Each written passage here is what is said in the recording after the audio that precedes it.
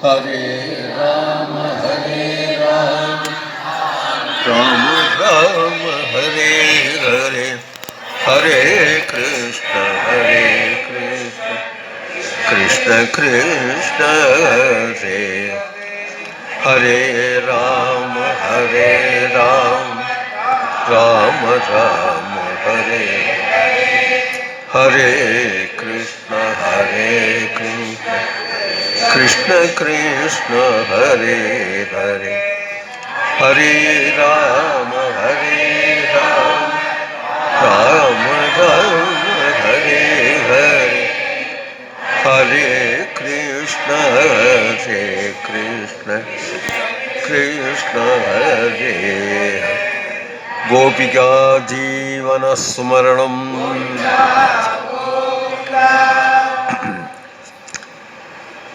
नमो नमः सद्गुरुभ्यो नमो नमः, नमो नमः सद्गुरुभ्यो नमो नमः। प्रह्लाद नारद पराशर पुंडरीक व्यासाम्बरीश सुख सौनक भीष्मदाल्भ्यान् रुक्मांगदार्जुन वसिष्ठ विभीषणादीन् पुण्यानिमान् परम भागवतान् स्मरामि। नाम संकीर्तनं यस्य सर्वपाप प्रणाशनं, प्रणामो दुःखशमनः तं नमामि हरिं परं। गोविंद नाम संकीर्तनम्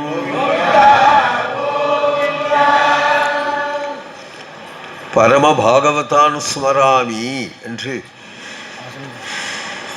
பாகவதர்களே ஸ்மரிப்போம், பாக்கி எல்லாத்தையும் மறப்போம். யாரும் தேங்க்யூ சொல்ல வேண்டிய அவசியம் கிடையாது. ஒன்றும் பகவானுக்கு தான் நம்ம தேங்க்யூ சொல்லணும், கிருதஜ்ஞத்தை. பாகவதாளுக்கு கிருதஜ்ஞத்தை. அந்த கிருதஜ்ஞத்தை அவள் பண்ணின ஒரு உபகாரம், அந்த உபகாரத்தை நினைக்கும் போது நாம் என்ன செய்வோம்? பெரிய உபகாரத்தை நமக்கு பண்ணிவிட்டாலே அவங்களுக்கு நாம் என்ன செய்வோம் அப்படின்னு திணற சமயம், அந்த திணற உள்ளம் இருந்தாக்க அவள் செய்யக்கூடிய காரியத்துக்கு தான் கிருதஜ்ஞத்தை அப்படின்னு பெயர். அப்போது நம்ம பாகவதர் நமக்கு பண்ணியிருக்கிற உபகாரத்தை நினச்சா யாருக்கு தெரியாது? வெங்கட்ராம பாகவதர்னு யாருக்கு தெரியாது?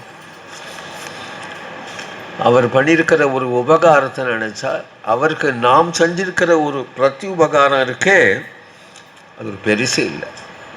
அது செய்யவே முடியாது, பிரதி செய்யவே முடியாது. மகான்கள் அப்படித்தான் லோகத்தில் இருப்பா. மகான்களாகத்தான் இருப்பா. ஒரு கால அல்பர்கள் அவளுக்கு ஏதாவது செய்யணும்னா செய்ய முடியாத நிலையில தான் இருப்பா. ஒன்றும் செய்யாத போயிட்டாலும் மனசு கேட்க மாட்டேங்கிறது. அப்போ ஏற்பட்ட மகான்களுக்கு ஏதாவது செய்யணுமே அப்படிங்கிற எண்ணத்தில் தான் இந்த கோவிந்தபுரமோ திருவிசலூரோ மருதானல்லூரோ ஏற்பட்டது.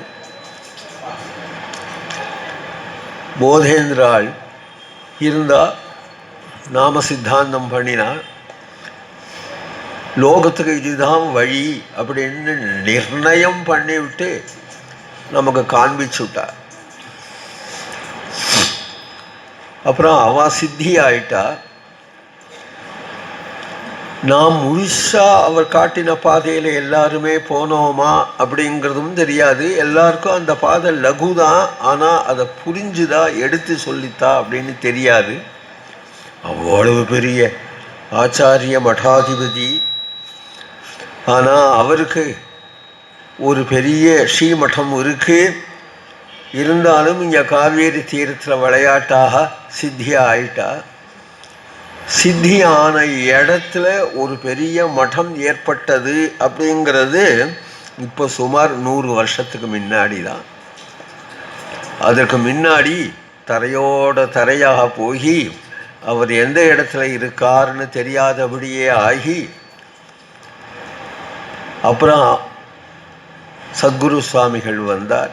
மருதானல்லூர் சத்குரு சுவாமிகள் போதேந்திரால் இருக்கிற இடத்த கண்டுபிடிக்கணும் அப்படின்னு நினச்சி அகண்ட பஜனை பண்ணி, ஆனால் போதேந்திராளுடைய பிரதித்வனி காதலை விழ, அப்போ எந்த இடத்துல அப்படின்னு காலால் நடந்து போனால் கீழே குருநாதர் இருந்துவிட்டா அபசாரமாச்சேன்னு முழங்கால கட்டிண்டு தவழ்ந்து போய் இந்த இடத்துல தான் அதிஷ்டானம் இருந்தது என்று கண்டுபிடிச்சா கீழேந்து துவனி கேட்டுதான், ராம ராம ராம ராம ராம ராமன்னு.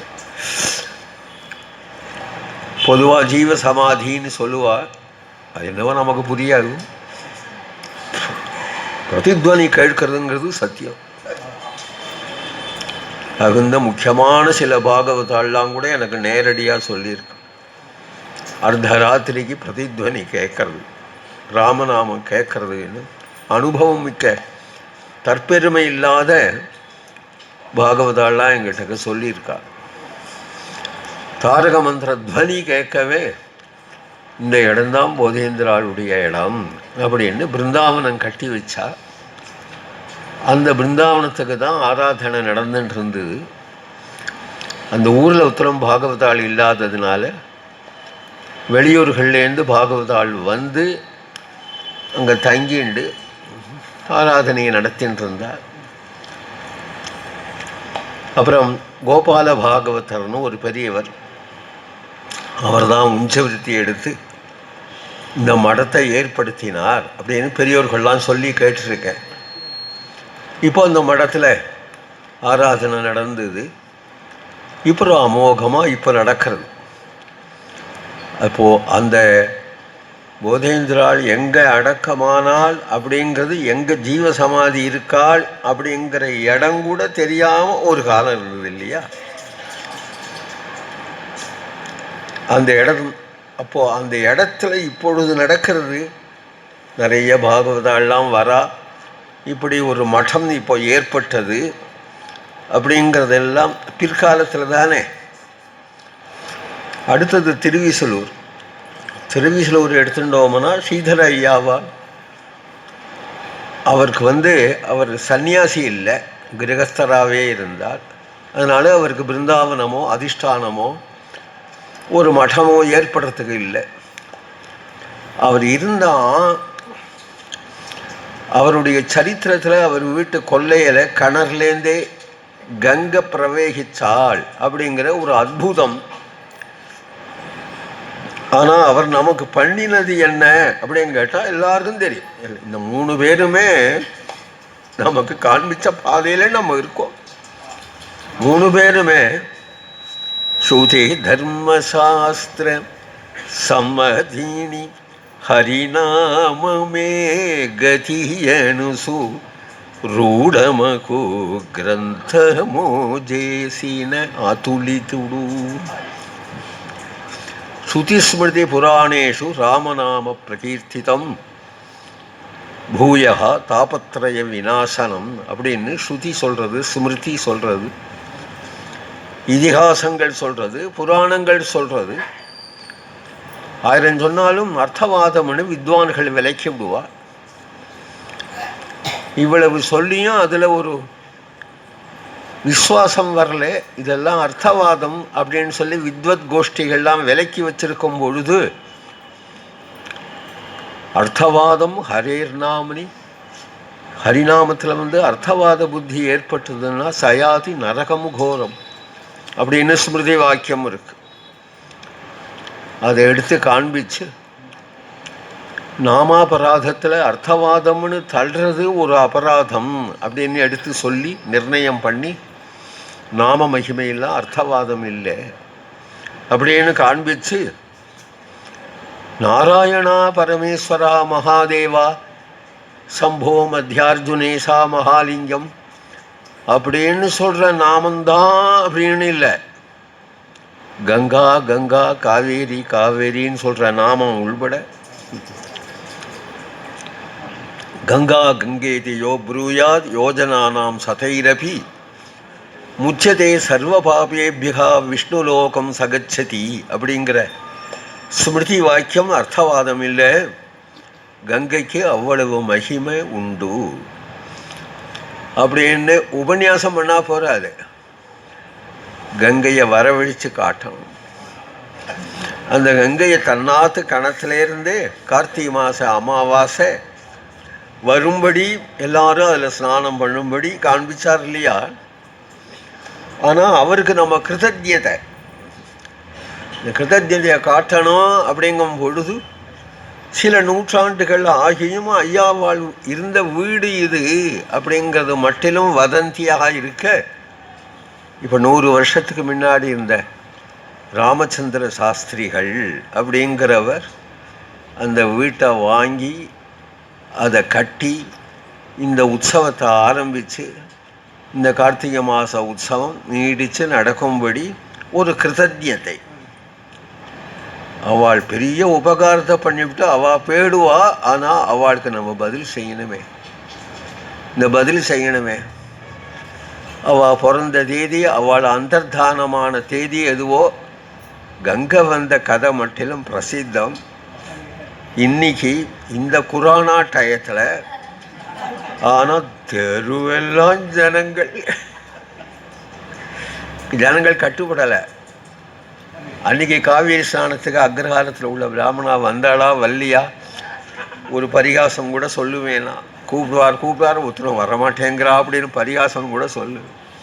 இன்றைக்கி பார்த்தா நம்ம தமிழ்நாடு மட்டும் இல்லை, பம்பாய் டெல்லியிலேருந்து கூட மக்கள் நிறைய வந்து அந்த காவேரி கங்கா ஸ்நானத்தை காவேரி கரையில் கூப்பத்தில் எல்லாரும் பண்ணுறா அப்படிங்கிறத இன்றைக்கி பார்க்குறோம். அடுத்தது மருதானல்லூர் சத்குரு சுவாமிகள் அவதாரம் பண்ணினது திருவிசலூரில் தான், படித்ததெல்லாம் திருவிசலூரில் தான். திக்விஜயம் பண்ணி லோகத்தில் உஞ்சவிருத்தி எடுத்தே பாகவத தர்மத்தை ஸ்தாபனம் பண்ணினார்.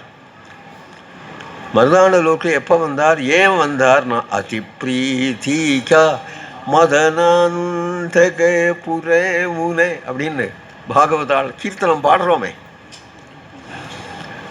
அந்த ஊரில் அப்படி பக்தாள் அதி பிரீத்தியோட சத்குரு சுவாமிகளை எங்கள் ஊருக்கு நீங்கள் வரணும், எங்கள் ஊருக்கு நீங்கள் வரணும் கெஞ்சி கூத்தாடினதும் அந்த ஊருக்கு அடிக்கடி போனால் அவர்கள் எல்லாரும் அவ்வளவு பிரீத்தி காண்பிச்சா.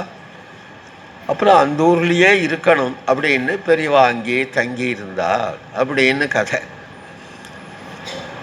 அது ஆமா மடமா அவள் எந்த இடத்துல தங்கியிருந்தார் அப்படின்னு ஒரு நிர்ணயம் இல்லாமல் இருந்து இப்போது இதுதான் மடம், இந்த மடத்தில் தான் மருதானல்லூர் பெரியவா இருந்தா அப்படின்னு நிர்ணயமாகி இப்போ உற்சவங்கள்லாம் அந்த மடத்தில் நடக்கிறது.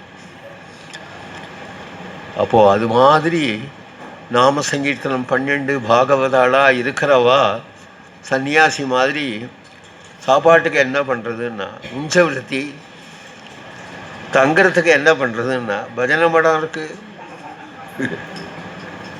வேறு நமக்கு என்ன வேணும் அப்படின்னு இருந்தால் அவள் தான் பாகவதா.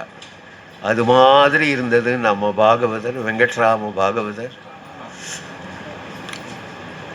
ஏதோ கூப்பிட்ற இடத்துக்கு நாம சங்கீர்த்தனத்துக்கு போயிண்டு தங்கிறதுக்கு இடம் இல்லாமல் வாடகைக்கு மத்தியார்ஜுனத்தில் இருந்துட்டு இருந்தார். இந்த வீடு இருந்தது, இந்த வீட்டுக்கு பிருந்தாவனம்னு பெயர். பொதுவாக இந்த வீட்டை கட்டினவா இந்த வீட்டுக்கு பிருந்தாவனம்னு பேர் வச்சுருந்தா. இந்த உற்சவத்துக்கு குழந்தைகளாகிய நாங்கள்லாம் வரும்போது கூட தூத்தம் குடிக்கணுமானா இந்த ஆற்றுக்கு வந்து நாங்கள் தூத்தம் குடிப்போம். இங்கே மேலே கச்சேரியெல்லாம் தெருபூரா நடக்கும். கைலாசத்தில் கூட இந்த காட்சியை பார்க்க முடியாது. மத்தியார்ஜுனேஸ்வர் இந்த வெள்ளி ரதத்தில் இங்கே ஊர்வலம் வர அழகு சிவலோகம் போனால் கூட கிடைக்காது. மத்தியார்ஜுனேஸ்வரம் பாடி ஊரா ஒய்யாரமாக வெடிய வெடிய வருவார். ராத்திரி 8 மணி 9 மணிக்கு கிளம்பினார். ஆனால் காலமே 6 மணி 7 மணி ஆயிடும் கோவிலுக்கு போய் சேர்றதுக்கு. அவ்வளவு மேள கச்சேரிகளும் தேவார பஜனையும் வேத பாராயணமும் மலிந்து இருக்கும். நாங்கள்லாம் உற்சவமாக்க வருவோம். குழந்தைகள் தானே, இப்படி சுற்றி மிளகு செடி பார்க்கறது. அப்புறம் லைட்டெல்லாம் நிறைய போட்டிருக்கும். விதவிதமான லைட்டு தூக்கிண்டு போவா. தூக்குறதெல்லாம் பார்க்கறது. அப்புறம் சில மேஜிக்கெல்லாம் நடக்கும். இந்த மேஜிக்கெல்லாம் பார்க்கறது. நாங்கள் ஒரு 10 பசங்க இப்படி 4 தினம் ஓடினா எங்களுக்கெல்லாம் ஏதாவது தூத்தம் குடிக்கணும்னு தோணும். அப்போ இந்த ஆற்றுக்கு தூத்தம் வாங்கி குடிக்கலாம்டா இந்த ஆற்றுல அப்படின்னா அழகாக இருக்கும். முகப்புலாம் இந்த வீட்டில் நன்னா இருக்கும். நாங்கள் திண்ணையில் உட்காந்துடுவோம் 10 பசங்க. அப்போ தான் இந்த வீட்டினுடைய பேரை படித்து பார்த்தேன். எழுத்து கூட்டி தான் படிப்பேன். நான் பார்த்தா பிருந்தாவனம் அப்படின்னு அந்த பேரில் எனக்கு ரொம்ப மோகம். பிருந்தாவனம்னு இந்த ஆற்றுல பேர் வைப்பானே, இந்த ஆற்றுல பேரை வைப்பானே அப்படின்னு நினச்சிண்டு மகாதான வீதியில் 100 வீட்டுக்கு மேலே இருந்தால் கூட இந்த வீடு மட்டும் என் ஞாபகத்திலேயே இருக்கும். அப்போல்லாம் பாகவதர் பல வீடுகளில் அங்கங்கே ஒன்று கொடுத்தனம் இருந்துட்டு இருந்தார். ரொம்ப சமப்பட்டார் வாழ்க்கையில். ஒன்று கொடுத்தனம் இருந்துட்டு இருப்பார். கண் தெரியாது பாவம். வைதிகந்தான் அவருடைய தம்பி கிட்டு. அப்புறம் அவருக்கு இந்த வீடை வாங்கி, இந்த பிருந்தாவனங்கிற வீடை வாங்கி சொந்த வீடாக இங்கே குடியேறினார். இந்த குடியேறினா எழுத்தாப்புல சுந்தரேசையர்னு ஒருத்தர். அவர் ரிட்டையர்டு லைஃப்பில் இங்கே வீடு வாங்கின்னு விட்டார் எழுத்தாத்தில். அவருடைய கிருஷ்ணன் தான் இது, இந்த ராதாகிருஷ்ணன். இந்த ராதாகிருஷ்ணனை வச்சுண்டு அவர் பாகவதராக இருக்கிறதுனால ஏகாதசி சம்பூர்ண அஷ்டபதி பஜனை காலமே 10 மணி சுமாருக்கு ஆரம்பித்தா சாயங்காலம் வரையிலும் அஷ்டபதி ஒவ்வொரு ஏகாதசிக்கும் நடக்கும். அந்த அஷ்டபதி பஜனைக்கு அடிக்கடி நானும் வருவேன். அஷ்டபதி நம்ம பாகவதர் பிரதானமாக பாடுவார். ஒரு 20-30 பேர் அஷ்டபதி பாடுவார். சாயங்காலம் பூர்த்தியாகும். ராதா கல்யாணம்னு பிரத்யேகமாக பண்ண வேண்டிய அவசியம் இல்லை. அஷ்டபதி பாடினாலே ராதா கல்யாணம் தான். அப்படியே நடந்துட்டு இருந்தது இந்த கிருஷ்ணனுக்கு. ஜோலிப்பான் இந்த கிருஷ்ணன். அந்த சுந்தரேசையர் நம்ம பாகவதற்கு இணை பிரியாத ஒரு நண்பராக ஆயிட்டார். நம்ம பாகவதற்கு பல நண்பர்கள் அது மாதிரி உண்டு. ஏன்னா அவரை கையை பிடிச்ச அஷ்டம் மோகனம் இல்லையா.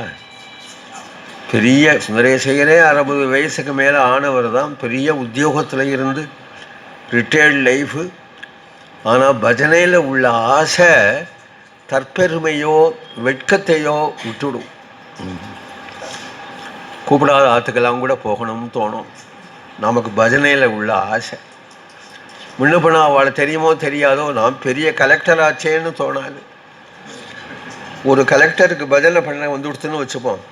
அப்புறம் யாராத்துக்குள்ளேயும் அவர் சாதாரணமாக வருவார். பாகவதருங்கிற பேர் வந்துடும். அவர் என்ன படித்தாலும் சரி. அது மாதிரி தான் சுந்தரேசையர். அவருக்கு பெரிய சங்கீத வித்வான் ஒருத்தர், ஹரிராவுன்னு பெயர். பெரிய சங்கீத வித்வான் அவர். கொஞ்ச நாள் வயசான பிறகு அவருக்கு எங்கேயும் யாரோடையும் அவருக்கு கச்சேரி பண்ண பிடிக்கலை. ஏன்னா அவர் யோக்கியதைக்கு மட்டமான யோக்கியதை உடையவா தான். அப்புறம் நம்ம பாகவதர்கிட்ட நான் பஜனைக்கு வரட்டுமா வெங்குட்டு, எனக்கு வருமா? என்ன மாமா அப்படி கேட்குறேன்? பஜனை வருமானு கேட்குறல. இல்லைப்பா, நீ அஷ்டபதி பாடுறத பார்த்தா எனக்கு வருமானு தோன்றது. நீ அஷ்டபதியை ஒரு தடவை கேளுங்க மாமா, உங்களுக்கு வந்துடும் அப்படின்னு நம்ம வெங்குட்டு சொல்ல அஷ்டபதி எல்லாம் கத்துண்டார்.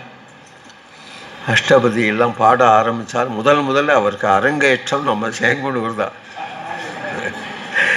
சேங்கனூர் ராமனுடைய ஸ்ரீராமநவமி உற்சவத்தில் தான் ஹரிராவ் நம்ம பாகவதரோடு வந்தார். அப்புறம் தும்புருவும் நாரதரும் மாதிரி 2 பேரும் சேர்ந்தே தான் எல்லா ஊருக்கும் வருவார். கொஞ்ச நாள் வரையிலும் அவர் கூடவே இருந்தார். பாகவதற்குன்னு ஒரு கோஷ்டி ஏற்பட்டது. இந்த பையன் இதை உட்காந்துருக்கானே, இவன் கடைசி வரையிலும் ராகவனா அவன் பேர் என்ன, அவன் கடைசி வரையிலும் பாகவதற்கு அப்படி ஒரு கைங்கரியம் பண்ணிட்டு அவரே கதின்னு இருந்தான். அவனை மறக்கவே முடியாது. வேற ஒன்றும் அவனுக்கு லட்சியம் இல்லை. பாண்டுரங்கன் இப்போ காப்பாற்றின்னு இருக்கான். பாகவதரை ஒரு ஊராக அழைச்சிட்டு போகிறது, அப்புறம் ஆற்றுல கொண்டு விடுறது, பாகவத கைங்கரியமே பண்ணிட்டு இருந்தேன். இப்படி எவ்வளவு ஊருக்கு, எவ்வளவு ராதா கல்யாணம், எவ்வளவு ஸ்ரீராமநவமி உற்சவம். அதோடு இல்லாமல் இந்த ஆற்றுக்கு வந்த பிறகு, பிருந்தாவனத்தில் வந்து இங்கே குடியேறின பிறகு நிறைய குழந்தைகளுக்கெல்லாம் அஷ்டபதி சொல்லி வச்சார், பஜனோத்சவங்கள்லாம் சொல்லி வச்சார். எல்லாம் கும்மி கோலாட்டம் போயிட்டு வீடு பிருந்தாவனம்னு பேர் வச்சது பிருந்தாவனமாகவே இருந்தது. நிறைய குழந்தைகள் கோபகன்னிகைகள் மாதிரி. இந்த முத்தத்தில் ஒரு துளசி மடம் சுற்றி வர அவெல்லாம் கும்மி கோலாட்டம் நித்தியப்படி ஏகப்பட்ட கோலாட்டம் போடுவோம். பாகவதற்கு தம்பி பொங்கல், அவெல்லாம் குழந்தைகளாக இருந்த காலம். இப்போ இருக்காளே இவாள்லாம் வல்லபம், ஞானாம்பா, இவாள் எல்லாரும் குழந்தைகளாக இருந்த காலம். எல்லா குழந்தைகளுமா கூத்தடிக்கும். பாகவதர் கேட்டுண்டே உட்கார்ந்துண்டே எல்லாத்தையும். இவ்வளவு கண் தெரியாது. பஜனையினுடைய நிதி எல்லா பாகவதாலும் அவர்கிட்டேந்து தயாரானவாதான். புஸ்தகமே கிடையாது, புஸ்தகம் பார்க்க முடியாது. ஆனால் எவ்வளவு அபங்க பஜனை, அஷ்டபதி பஜனை, சம்பிரதாய பஜனை, குரு கீர்த்தனங்கள், இதை தவிர பிரேமிக சம்பிரதாயம், இது எதுலேயுமே சந்தேகமே இல்லாமல் புஸ்தகம் பாருன்னு சொல்லாமல் அவர் அப்படி ஒரு பஜனை. பக்கத்தில் ஒருத்தன் புஸ்தகம் வச்சுட்டு இருந்தானா அவன் பெரட்டுன்னு பெரட்டுவான். ஆனால் பாகவதர் வந்து இத்தனாவது பக்கத்தில் இந்த பாட்டு இருக்கு பாரு, இந்த பாட்டு இருக்கு பாருன்னா அப்புறம் பட்டுன்னு எடுத்துன்னு விடுவான். அப்படி ஒரு ஞானம் அவருக்கு அதில். பாகவதர்னா பாகவதர். எங்கேயாவது ஒரு அபேட்சைன்னோ ஒரு உபேட்சைன்னோ, அவளை கண்டா பரிகாசம் பண்ணாருன்னோ, யாரையாவது குறை சொன்னார்னோ, அதிருப்தியோடு வந்தார் என்றோ, இந்த குணங்கள் ஒன்றுமே இல்லாமல் உலகத்தில் பழகணும்னா அது அப்படி ஒரு தெய்வ பிறவி. ஒரு இடத்துக்கு போயிட்டு அதிருப்தி இருக்காது. இன்னொருத்தர் பாகவதர் வந்துட்டார் அப்படின்னா அதிருப்தி இருக்காது. அவளுக்கு இடம் கொடுத்து நீ பாடு அப்படின்ட்டு கேட்டுண்டே உட்கார்ந்துருப்பார். யாரையும் நீ நன்னா பாடலேன்னு சொல்ல மாட்டார். யாருக்குமா அவரிடத்துல அதிருப்தி கிடையாது. இதில் எஸ்மான் நோத்விஜத்தை லோகான் நோத்விஜத்தை ஜெயா, நான் பகவத்கீதையில் பகவான் சொன்ன பாகவத லட்சணம் அவ்வளவும் பொருந்தி பார்க்கணும்னா நம்ம பாகவதர். அவ்வளவு பகவான் சொன்ன அத்வேஷ்டா சர்வபூதானாம் மைத்ரகா கருணையேவச நிர்மமகா நிரகங்காரகா சமதுக்க சுகா க்ஷமி. இவ்வளவு ஆத்ம குணமாக அவருக்கு. தான் இப்படி இருக்கோமே அப்படிங்கிற எண்ணமே கிடையாது, குறப்படுறதே கிடையாது. எப்போதும் ஆத்ம திருப்தி. நிறைய சிஷ்யாள், நிறைய பக்தாள் அவருக்கு. அவர் வந்தால் தான் ராதா கல்யாணம், அவர் வந்தால் தான் சீதா கல்யாணம் அப்படிங்கிற பக்தாள்லாம் அவரிடத்துல பரமைகாந்தியான பக்தாள்லாம் உண்டு. வேறு யாரையும் கூப்பிட மாட்டோம். யாரையாவது அழைச்சிக்கணும்னா பாகவதரே கூட அழைச்சின்னு வரட்டும். பாகவதர் இருந்தால் தான் ராதா கல்யாணம் அப்படின்னு அவரிடத்துல ஏகாந்த பக்தியோட கூட இருக்கும். அப்படி உலாவிண்டு கடைசி காலம் வரையிலும் இந்த ஆற்றுலையே, எந்த ஆற்றுல வந்து ஏறினாரோ, எந்த ஆற்றை இன்னைக்கு நம்ம பரிஷ்காரம் பண்ணியிருக்கோமோ, இந்த ஆற்றுலையே கடைசி காலம் வரையிலும் அனாயாசமாக ராமநாமத்தை சொல்லிண்டே ராமனிடத்தில் போயிட்டார். கிருதஜ்யத்தின்னு தானே சொன்னேன். அவரை நினச்சி நம்ம என்ன செய்யறது? அவர் இருக்கும்போதே இப்படி செஞ்சிருந்தா இன்னும் ரொம்ப நன்னா இருந்திருக்கும். ஆனால் அவர் இடத்த ஒரு அபிமானம் வச்சு இதை கட்டிவிட்டா தேவையில்லையே, இதை கட்டிவிட்டா தேவையில்லையே, ரொம்ப கிளமாக போயிடுச்சு. அவருடைய குழந்தைகள் தான் இங்கே இருந்தார், தம்பி இருந்தார், எல்லாம் வைதிகம், கிட்டு சாஸ்திரிகள், அனுகூலமான தம்பி. அண்ணாவையும் மண்ணியையும் அப்படி வச்சு காப்பாற்றினார். அவளுடைய குழந்தைகள் சூரி, இந்த ராமன் இவாள்லாம் அவருடைய குழந்தைகள், பெண் குழந்தைகளுக்கெல்லாம் கல்யாணம் பண்ணி கொடுத்து விட்டார். இதை ஒரு மட்டம்னு சொன்னால் 10 பேர் நான் செய்கிறேன்னு வந்துடுவா. ஒரு வீடுன்னு வரும்பொழுது அவளுக்கு ஒரு 50,000 கொடுப்போம் அப்படின்னு தோணுச்சுன்னா 5 ரூபா தான் கொடுப்பேன். வீடு தானே, ஒருத்தருடைய வீடு தானே, நம்ம கொடுக்க வேண்டிய அவசியம் என்ன அப்படின்னு தான் தோணும். எப்படியா தான் இருக்கட்டும், ஆரம்பித்தா நடக்கும் அப்படின்னு நினச்சிட்டு இந்த கைங்கரியத்தை ஆரம்பித்தேன். அப்போ இந்த பிள்ளைகள்லாம் என்ன சொல்லிட்டு, இதை எங்களுக்கு இந்த வீடு வேண்டாம், நாங்கள் இதை ஒரு ட்ரஸ்டாக தர்மஸ்தாபனமாக கொடுத்துட்றோம், நீங்கள் செய்யுங்கோ அப்படின்னா நான் அது சரின்னு ஒத்துண்டேன், வேண்டாம்ப்பான்னு சொல்லலை. அந்த பிள்ளைகள் இதில் ஆசைப்படாமல், இந்த பெண் குழந்தைகள் உள்பட இதை வித்துடணும் அப்படின்னு தோணாமல், இதை பாகவதர் பேர்லேயே ஒரு ட்ரஸ்டாக ரிஜிஸ்டர் பண்ணி எங்கிட்டக்க கொடுத்து விட்டார். வெங்கட்ராம பாகவதர் இல்லம் ட்ரஸ்ட்டு அப்படின்னு. இதில் அவள் ஆசைப்படலை. இதை வித்தாக்க நல்ல விலை போகும், இன்னி தேதிக்கு நல்ல விலை போகும்.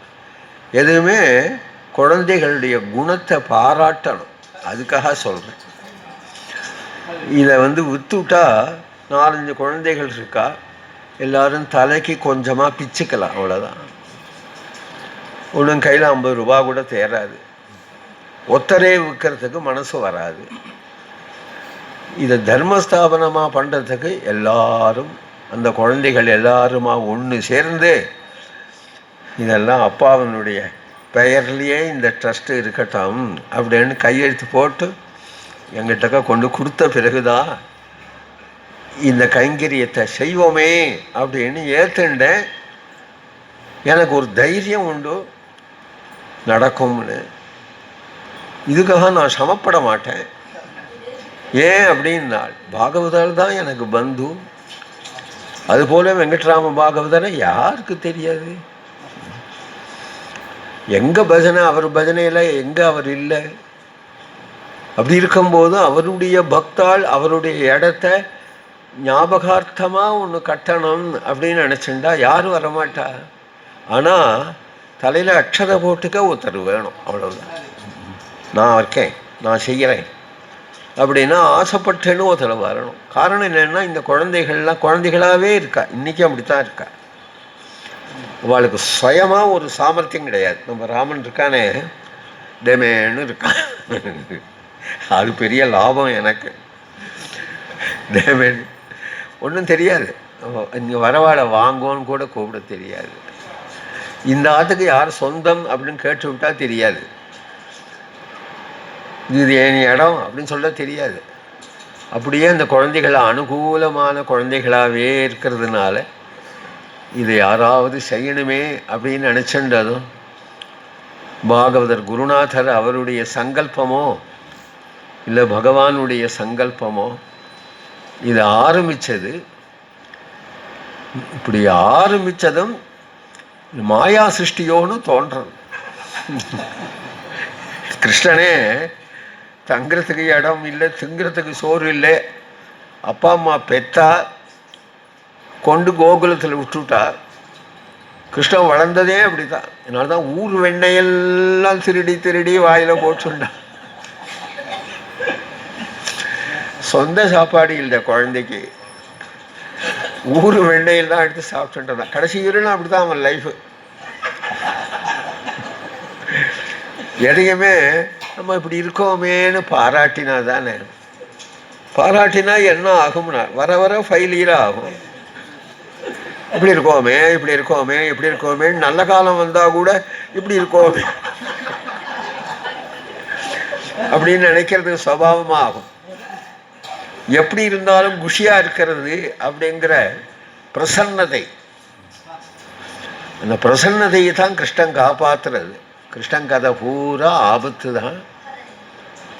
கிருஷ்ணன் கதை பூரா அந்த அசுரம் வந்தான், இந்த அசுரம் வந்தான், அவ வந்தா, இவ வந்தா, எல்லாரும் பிச்சு பிடுங்கி வாயில் போட்டுக்க பார்த்தா எல்லாத்தையும் சமாளிச்சுண்டு தான் தான் தான் அப்படின்னு தன்னையும் காப்பாற்றிண்டு தன்னை நம்பின குடும்பங்களான பஞ்சபாண்டவர்கள், குச்சேலர் போன்ற ஏழைகள் எல்லாரையும் காப்பாற்றிண்டு 5 லட்சம் குடி யாதவர்களையும் காப்பாற்றிண்டு பாண்டவர்களையும் காப்பாற்றிண்டு தனக்கு வர ஆபத்தையும் விலைக்கண்டு கிருஷ்ணன் கிருஷ்ணன் தான் அப்படின்னு இருந்தார் இல்லையா. இது ஒரு கதை. யார் எழுத முடியும் இது மாதிரி கதை? அப்படி ஒரு ஆச்சரியம். அந்த வாழ்க்கையை, அந்த சுபாவத்தை ஃபாலோ பண்ண முடியாது. ஃபாலோ பண்ணினா அவன் கிருஷ்ணன் தான். சுபாவத்தை கோவர்தன மலையை தூக்கினதை விட கிருஷ்ணன் பண்ணின காரியங்கள் அது ஈஸ்வர குணம். ஈஸ்வரனால் எதுவும் செய்ய முடியும் அப்படிங்கிறது. இப்போ அதை நம்ம ஃபாலோ பண்ண முடியாது. ஆனால் பகவத்கீதையில் சொன்ன கிருஷ்ணன் 1000 கஷ்ட நஷ்டம் வந்தாலும் வாழ்க்கை மாறும், நீ மாறாதேன்னு சொன்னான் இல்லையா. அதுதான் நமக்கு பரமோபதேசம். எப்போ பிறந்துட்டோமோ கஷ்ட நிஷ்டங்கள், லாபம், சுகம், துக்கம் இதெல்லாம் லைஃப்பில் உண்டு. நாம் மட்டுமே எப்படி இருக்கணும்னா பிரசன்னமாக இருக்கணும். லைஃப்பை பார்க்கணுமே தவிர லைஃப்பை நமக்கு எடுத்துக்க கூடாது. லைஃப்பை நம்ம எடுத்துனுட்டோம்னா ஐயோ இப்படி ஆயிட்டேனே இப்படி ஆயிட்டேனேன்னு நொடிச்சு போயிடுவோம். சுகதுக்கே சமய கர்த்வா லாபா லாபம் ஜயா ஜெயம். சுகம் துக்கம் லாபம் நஷ்டம், இந்த ஊரு அந்த ஊரு இதெல்லாம் சகஜம். எந்த ஊரில் இருந்தா என்ன, நமக்கு எல்லாம் சொந்த ஊர் தான். யாராத்தில் இருந்தானே எல்லாரும் நம்ம மனுஷாதான் என்ன பழகிற ஒரு நாகரீகம் அந்த கிருஷ்ணனிடத்துல தானே தனியாக. அவனுக்கு சொந்த இடம் கிடையாது. கடைசி வரையெல்லாம் துவாரகை உள்பட பொறுத்தி இடம்தான். மதுரை பிருந்தாவனம் எல்லாமே பிறந்ததுமே கோகுலம். கோகுலத்தில் கொண்டு விட்டா இது இடையர்கள். கிருஷ்ணன் அநாத குழந்தை, அப்பா அம்மா ஜெயிலில் இருக்கா. ஆனால் அநாத குழந்தை. இந்த ஊர் குழந்தை மாதிரி எல்லாருக்கும் தத்து கொண்டாள் போலோ தானே பெற்றாள் போலோன்னு ஒவ்வொரு வீட்டிலையும் குஷியாக விளையாடின்னு இருந்தான். அப்புறம் பிருந்தாவனம்.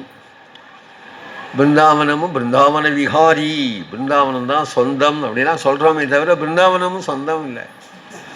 அங்கே மாடு மேய்க்கிறவர்களே சொந்தம். மாடு மேய்ச்சண்டே இருந்தால் அப்புறம் பட்டுன்னு அக்ரூரில் கூப்பிட்டார். குபுக்குன ரசத்தில் ஏறினா போயிட்டான்.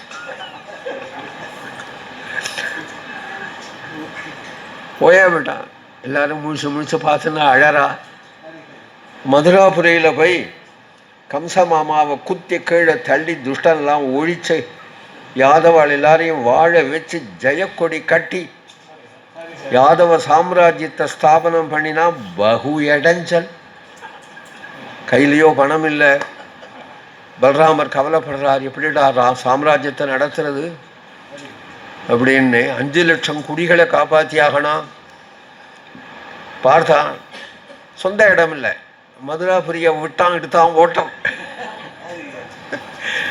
நம்ம இடம் இதை காப்பாற்ற மாட்டானா? அப்படியே திறந்து போட்டான். யாரு வேணாலும் இருக்குடா போங்கடா அப்படின்னா துவாரகையில் போய் நிர்மாணம் பண்ணி விட்டான். துவாரகையில் பெரிய நகரம். இந்த 5 லட்சம் குடி யாதவர்கள்லாம் சந்தியில் நின்னவா. பாகவதமே சொல்றது, குரு பாஞ்சால கேகயான்னு. குரு தேசத்திலையும் பாஞ்சால தேசத்திலையும் கேகஜ தேசத்திலையும் பரதேசியாக சத்ரஞ்சாவடியில் சாப்பிட்டுண்டு மரத்தடியில் இருந்த குடும்பங்கள் 5 லட்சம் குடிகளையும் வாழ வச்சு யாதவ சாம்ராஜ்யத்தை ஸ்தாபனம் பண்ணினது பகவானாக இருக்கிறதுனால அது பொறுக்கலை இந்த ஜராசந்தன் முதலிய அல்பாயுசுகளுக்கு. அதை எதிர்த்தான். உடனே விஸ்வகர்மாவை கூட்டான். துவாரகையில் ஒரு பெரிய நகரத்தை நிர்மாணம் பண்ணினான். விஸ்வகர்மாவை கூட்டான். எவ்வளவு நாள்லடா நிர்மாணம் பண்ணுவேன்? காலமே துவாரகை ரெடி ஆகிடும். யாருடைய பலத்தாலேன்னா உங்க ஆக்ஞா பலத்தால. அப்படிதான் சீதாராமன் சொன்னார். எவ்வளவு நாள் இந்த இடத்த வீட்டை கட்டுவே அப்படின்னு, நாளைக்கு வேணாலும் கொடுப்பேன்னு. என்ன இப்படி சொல்றே அப்படின்னு, கட்டணும்னு எப்போ உங்களுக்கு தோணி போயிடுத்தோ கட்டி ஆயிடும்னா. இப்பவும் சொல்லிகிட்டே இருக்கான் சீதாராமன். நீ கூட ஒரு இடத்த போய் பார்த்தேன், இந்த இடத்த கட்டி விடுவேன் அப்படின்னா. கட்டி விடுவேன் அப்படின்னா ஏன் அப்படின்னா, கட்டணும்னு உங்களுக்கு தோணி போயிடுத்தேன். அப்போ கிருஷ்ண பிரேமிக்க அப்படி இருக்கும் போது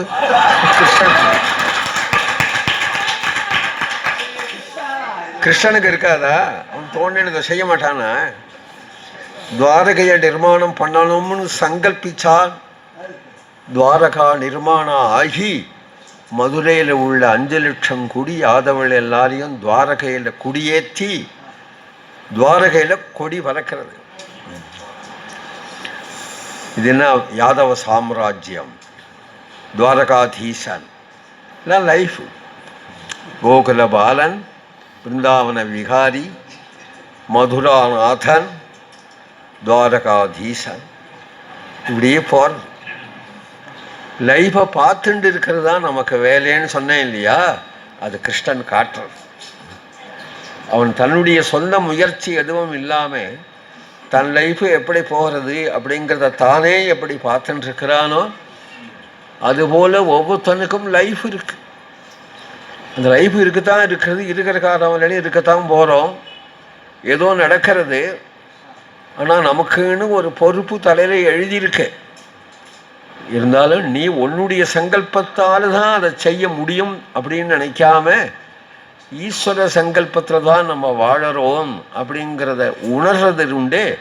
அதுதான் கர்மயோகம், அதுதான் ஞான யோகம், அதுதான் பக்தி யோகம், அதுதான் பிரபத்தி. நான் அப்படிங்கிற தான் என்கிற அகம்பாவத்தை விட்டு அவனுடைய கிருபையால் நடக்கும், அவனுடைய கிருபையால் நடக்கும், அவனுடைய கிருபையால் நடக்கும் அப்படின்னு நினச்சா, இங்கே பாகவதற்கு ஒரு தர்மசாலா இங்கே கட்டணும் அப்படின்னு நினச்சி நமக்கெல்லாம் பாகவதர் ஆற்ற, எந்த ஆற்றுல நாம சங்கீர்த்தனம் நடந்ததோ நிறைய, எந்த ஆற்றுல வரவா போகிறவாள்லாம் சாப்பிடுவாளோ பாகவதர் ஒரு அப்படி இருப்பார். குழந்தைகள்கிட்ட இன்னைக்கு அண்ணா வருவா, பேரிச்சம்பழம் வாங்கி வை அப்படின்னு சொல்லியிருக்கார். நான் அங்கேன்னு வந்ததும் உடனே கூட்ட உட்கார வச்சு பேரிச்சம்பழமும் பாலும் எனக்கு. அன்றைக்கி ஏகாதசி. ஏகாதசியில் வேற ஒன்றும் சாப்பிட மாட்டேன், பேரிச்சம்பழமும் பாலும் மட்டும் சாப்பிடுவேன். அது அண்ணா வருவான்னு அவருக்கு தெரிஞ்சு இன்னைக்கு அண்ணா வருவா, பேரிச்சம்பழமும் பாலும்.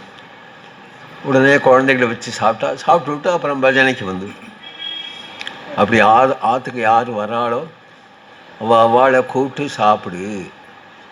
சாப்பிடு அப்படின்னு சாதம் போட்டுண்டு இருக்கிற இடத்துலையே பஜனை பண்ணிண்டு சாட்சியாக எல்லாத்தையும் பார்த்துட்டு இருந்தார். எப்படி நமக்கு பாகவதற்கு ஏதாவது செய்யணும் அப்படின்னு நமக்கு எப்படி ஒரு ஆசையோ அதுபோல் பகவானுக்கு பாகவதற்கு ஏதாவது செய்யணும் அப்படின்னு இந்த கிருஷ்ணனை வச்சு காப்பாற்றினதே அவர் தானே. கிருஷ்ணனுக்கு நன்றி இருக்கணும் இல்லையா? கிருஷ்ணனுடைய கிருத்தஜத்தை எல்லா பாகவதால் எல்லாரையும் கலப்பி விட்டு இந்த இடத்த ஒரு இப்போ ஏற்பட்ட அழகான மாளிகையாக, மகான்கள்லாம் ஆச்சாரியாலாம் இருக்கிற இடத்த மாளிகைன்னு சொல்லுவாள் ஸ்ரீ வைஷ்ணவாள்லாம்.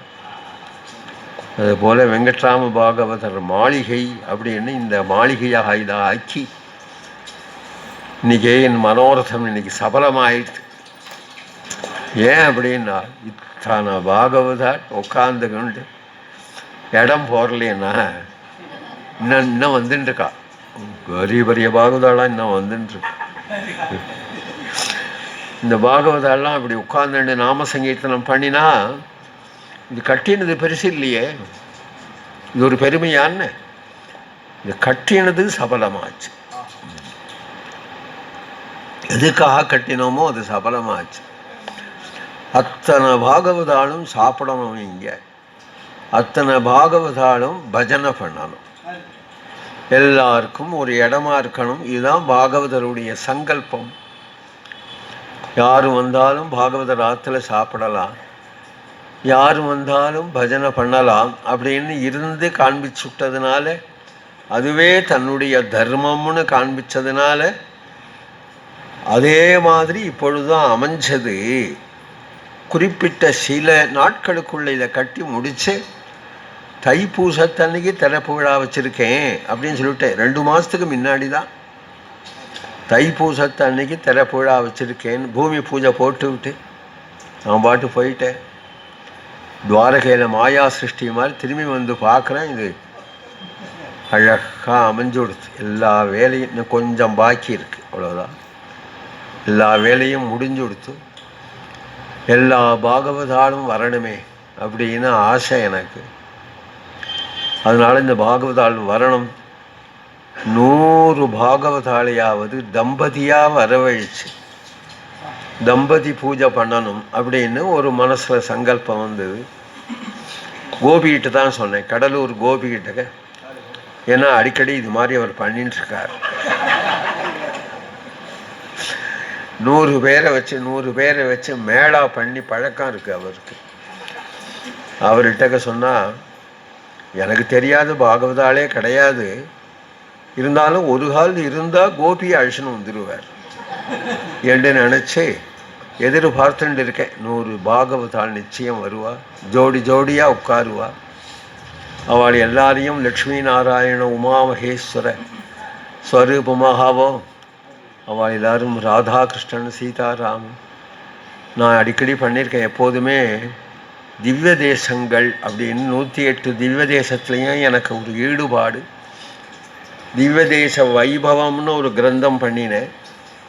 இந்த திவ்ய தேசத்தினுடைய தம்பதி இப்போது கோமளவல்லி தாயார் அப்படின்னா சாரங்கபாணி, துணை பூமாதேவின்னா ஒப்பலியப்பன். அந்த 108 திவ்ய தேச தம்பதிகள் இருக்காளே, அந்த தம்பதிகளுக்கு தான் நான் இப்போது இது பண்ணுற வழக்கம். திவ்ய தேச வைபவம் முடியும் உடனே 108 தம்பதிகளை உட்கார வச்சு அந்த திவ்ய தேச தம்பதிகளாகவே அவளை ஆவாகனம் பண்ணி தம்பதி பூஜை முக்கியமான சில க்ஷேத்திரங்களில் பண்ணிட்டுருக்கேன். ஸ்ரீரங்கம் முதலிய க்ஷேத்திரங்களில் அது சுலபமாக நடக்கும் திவ்ய தம்பதிகளுடைய கிருபையினால். இப்போ மத்தியார்ஜுனேஸ்வரி இங்கே திவ்ய தம்பதியாக இருக்கிறதுனால உமா மகேஸ்வராளாகவே இருக்கணும் அப்படின்னு இந்த உற்சவத்தில் உமா மகேஸ்வரளாகவோ லட்சுமி நாராயணாளாகவோ நினச்சி பாகவதால பூஜை பண்ணி, அதுதான் இந்த ஆத்துக்கு திறப்பு விழா. இந்த ஆத்துக்கு பந்துக்கள் பாகவதாளாக இருக்கிறதுனால வைதிகாலும் வரலாம். நான் வெங்கட்ராம பாகவதர் கிட்டு சாஸ்திரிகள் இந்த 2 பேரும் இங்கே. அப்புறம் கிட்டுவனுடைய புள்ள சூரி சாஸ்திரிகளாகவே இருந்து பார்த்துட்டு இருந்தார் இந்த ஒரு வைதீகத்தெல்லாம். இப்போ ராமன் சாஸ்திரிகளாகவும் இருக்கார், பாகவதராகவும் இருக்கார். பெரியப்பா சொந்த அப்பா 2 பேருடைய அம்சமாகவும் அவர் இருக்கார். பாகவதாள் வைதிகாள் எல்லாரும் வரலாம். எல்லாரும் உட்கார்ந்து கொண்டு பாராயணமும் பஜனையும் பண்ணி நாளைக்கு எல்லாருக்கும் பூஜை இங்கே நடந்தது அப்படின்னா நம்ம மனசுக்கு ஒரு ஆஹ்லாதம், சந்தோஷம், பெரிய உற்சவம். புண்ணிய காலம்தான் முக்கியம். புண்ணிய காலங்கள் ஒவ்வொரு மாதத்துலேயும் நிறைய புண்ணிய காலங்கள் நம்ம மகர்ஷிகள் நிர்ணயம் பண்ணிட்டு போயிருக்கா. அதில் இந்த மகர மாதம் மகர சங்கராந்தி ஆனதும் தைப்பூசம் அப்படிங்கிறது புண்ணிய காலம். மார்கழி மாதம் திருவாதிரை பௌர்ணமி அன்னைக்கு நடராஜா காலத்தை காட்டி நர்த்தனம் வர்றார் இல்லையா. கார்த்திகை மாத பௌர்ணமி திருவண்ணாமலை ஜோதி தரிசனம். உடனே மார்கழி அடுத்த க்ஷேத்திரம் நடராஜா சிதம்பரம். அப்புறம் அடுத்தது நாள் தை, மார்கழி ஆச்சுன்னு தை பூசம். ஐப்பசி மாதம், ஐப்பசி மாதம் துலாஸ்நான் மாயூரம். அப்புறம் கும்பேஸ்வரர் மாசி மாதம் மகம். ஒவ்வொரு மாதத்துலேயும். அப்புறம் பங்குனி உத்தரம். இப்படி சித்ரா பௌர்ணமி. இதுக்கெல்லாம் புண்ணிய காலம்னு பெயர். ஒவ்வொரு புண்ணிய காலம்னு பெயர். இந்த புண்ணிய காலத்தில் அங்கங்கே உள்ள ஒரு தீர்த்தத்தில் தீர்த்தவாரி பிரம்மோத்சவம் ரதோத்சவம் ஆகும். அப்புறம் சுவாமியை இறங்கி தீர்த்தவாரி. இந்த பழக்கமாக இருக்கிறதுனால இன்றைக்கி ரதோத்சவம் மகாலிங்க சுவாமிக்கு, நாளைக்கு தீர்த்தவாரி. நம்முடைய பாக்கியம் சுவாமி வந்தாலும் வருவார். தீர்த்தவாரி நிறைய ஜனங்கள் இந்த காவேரியில் குளிப்பார். காவேரி தான் மகாநதி. திரிராத்திரம் ஜான்கவி தோயே பஞ்சராத்திரம் து யாமுனே சத்ய புனாதி காவேரி பாபம் ஆமரணாந்திகம் என்ன. 5 நாள் யமுனா தீரத்துக்கு போனோம்னா 5 நாளாவது இருக்கணும் பிருந்தாவனத்தில், இல்லைன்னா போகவே வேண்டாம். 5 நிமிஷம் கிடைச்சாலும் பரவாயில்ல, ஆனால் இருக்கணுமானா 5 நாளாவது இருக்கணும். ஹரித்வார் போனோம்னா திரிராத்திரம் 3 நாளாவது ஹரித்வாரத்தில் இருக்கணும். காவேரி நாள் திருடமதுரு வந்தால் சத்ய புனாதி காவேரி. காவேரி தோயமாசித்திய வாதோயத்திர நிவர்த்ததே என்று எல்லாரும் ஆசைப்பட்டு தானே காவேரி தீரத்தில் காவேரி தீரத்தில் காவேரி தீரத்தில் அப்படின்னு அக்ரஹாரங்களை மகாராஜாக்கள் தானம் பண்ணினால் அக்ரஹாரங்களில் வாசம் பண்ணிண்டு காவேரி ஸ்நானம் பண்ணிண்டு எல்லாரும் அனுஷ்டானம் பண்ணிண்டு சத் பிராமணாலாக ஜொலிச்சென்றிருந்தார் காவேரி தீரத்துலேன்னு. அப்புறம் என்னவோ இதெல்லாம் சரியா இல்லைன்னு பம்பாய் டெல்லி இப்படிலாம் கிளம்பி போனால் அங்கே சுற்றினா இங்கே சுற்றினா மறுபடியும் நம்ம பழையபடி காவேரி தீரமே போயிடுவோம் அப்படின்னு நினச்சி பார்த்தா அக்ரஹாரங்கள் இப்படி நீளமாக இருந்த அக்ரஹாரங்கள்லாம் கண்ணாபுண்ணான்னு ஆயிடுது. இனிமேல் இப்படி ஒசத்தியான அக்ரஹாரங்களை ஏற்படுத்துவோம் அப்படின்னு அப்பார்ட்மெண்ட்ஸ்ன்னு இப்படி குறுக்க போயின்னு இருந்தவா நேர சொர்க்கத்துக்கே இப்போ காவிரி தீரங்களில் சில பேர் கவலைப்படுறா, இவங்கெல்லாம் போன போக்கில் இப்படி திரும்பி வந்துட்டான்னு. அப்படியே சில பேர் கவலைப்பட்டவாலும் போயிட்டா. இப்போ ஆனால் இந்த அப்பார்ட்மெண்ட்ஸுகள் திடீர்னு புதுசாக அமையிறது. காரணம் என்னன்னா பாக்கியம். அது ஈஸ்வர கிருபை. காவேரி தீரத்தில் வாசம் பண்ணுறது. நீ அமெரிக்கா போனாலும் சரி, லண்டன் போனாலும் சரி, எந்த நாட்டுக்கு போனாலும் சரி, நம்ம காவேரி தீரம் ஆகாது. நீ காவேரி தீரத்துக்கு வா, ரிட்டையர்டு லைஃப்லையாவது காவேரி தீரத்தில் வந்து 10 நாளாவது இருந்து பிராணம் போனால் சரி. போயிட்டோம், எங்கேயோ வந்தோம், ஒரு நாள் திடீர்னு மாரடைப்பு வந்தது, போயிட்டான். எங்கே சார்? நம்ம சொந்த ஊருக்கு போயிட்டான். என்னாவது அமைஞ்சாலும் சரி, நம்ம காவேரி தீரத்தை விடக்கூடாது. காவேரி நம்மளை விடக்கூடாது. காவேரி காற்று மேலே பட்டா போகிறோம். காவேரி தோயமாசித்திய வாதோயத்திர பிரவர்த்ததே தத்தேசவாசினா முக்தி. அந்த தேசத்தில் வாசிக்கிறவா. கும்பகோணம் தாலுக்கா, மாயூரம் தாலுக்கா, டான்சூர் டிஸ்ட்ரிக்ட்லாம் சொல்லுவா அந்த காலத்தில். நம்மளாம் தனி தான். பொறாமப்பட்டு பிரயோஜனம் இல்லை. கடைசியில் பார்த்தா சார் உங்களுக்கு நான் எனக்கு தானே கும்போணம் தான் அப்படியுமா வெளிநாட்டில் இருந்துட்டு எனக்கு தெரியாது அந்த ஊரெல்லாம் என்னென்னவோ சொல்லிக்கிறார். புதுசாக இருக்கு இன்னும் ஊருன்னு சொல்லுவார். கடைசியில் விசாரிச்சா நான் சாமி மலையின்னு தான் வந்திருக்கேன் அப்படியே அங்கேயே இருக்க போகிறோம்னு நினச்சுட்டே இருப்பா. திடீர்னு இங்கே சுவாமி மலைக்கு வந்துடுவா பழையபடி. இங்கே தான் இந்த ஊரில் தான் எங்கா இருந்தது அப்படின்னு மறுபடியும் வரா இல்லையா. காவேரி காற்று படுறாப்பில் இங்கே இருந்தால் கூட போகிறோம். காவேரி தோயமாசித்திய வாதோயத்திர தத் தேசவாசினா. பரிகாசத்துக்காக சொல்லலை, யதார்த்தத்தை சொல்கிறேன்.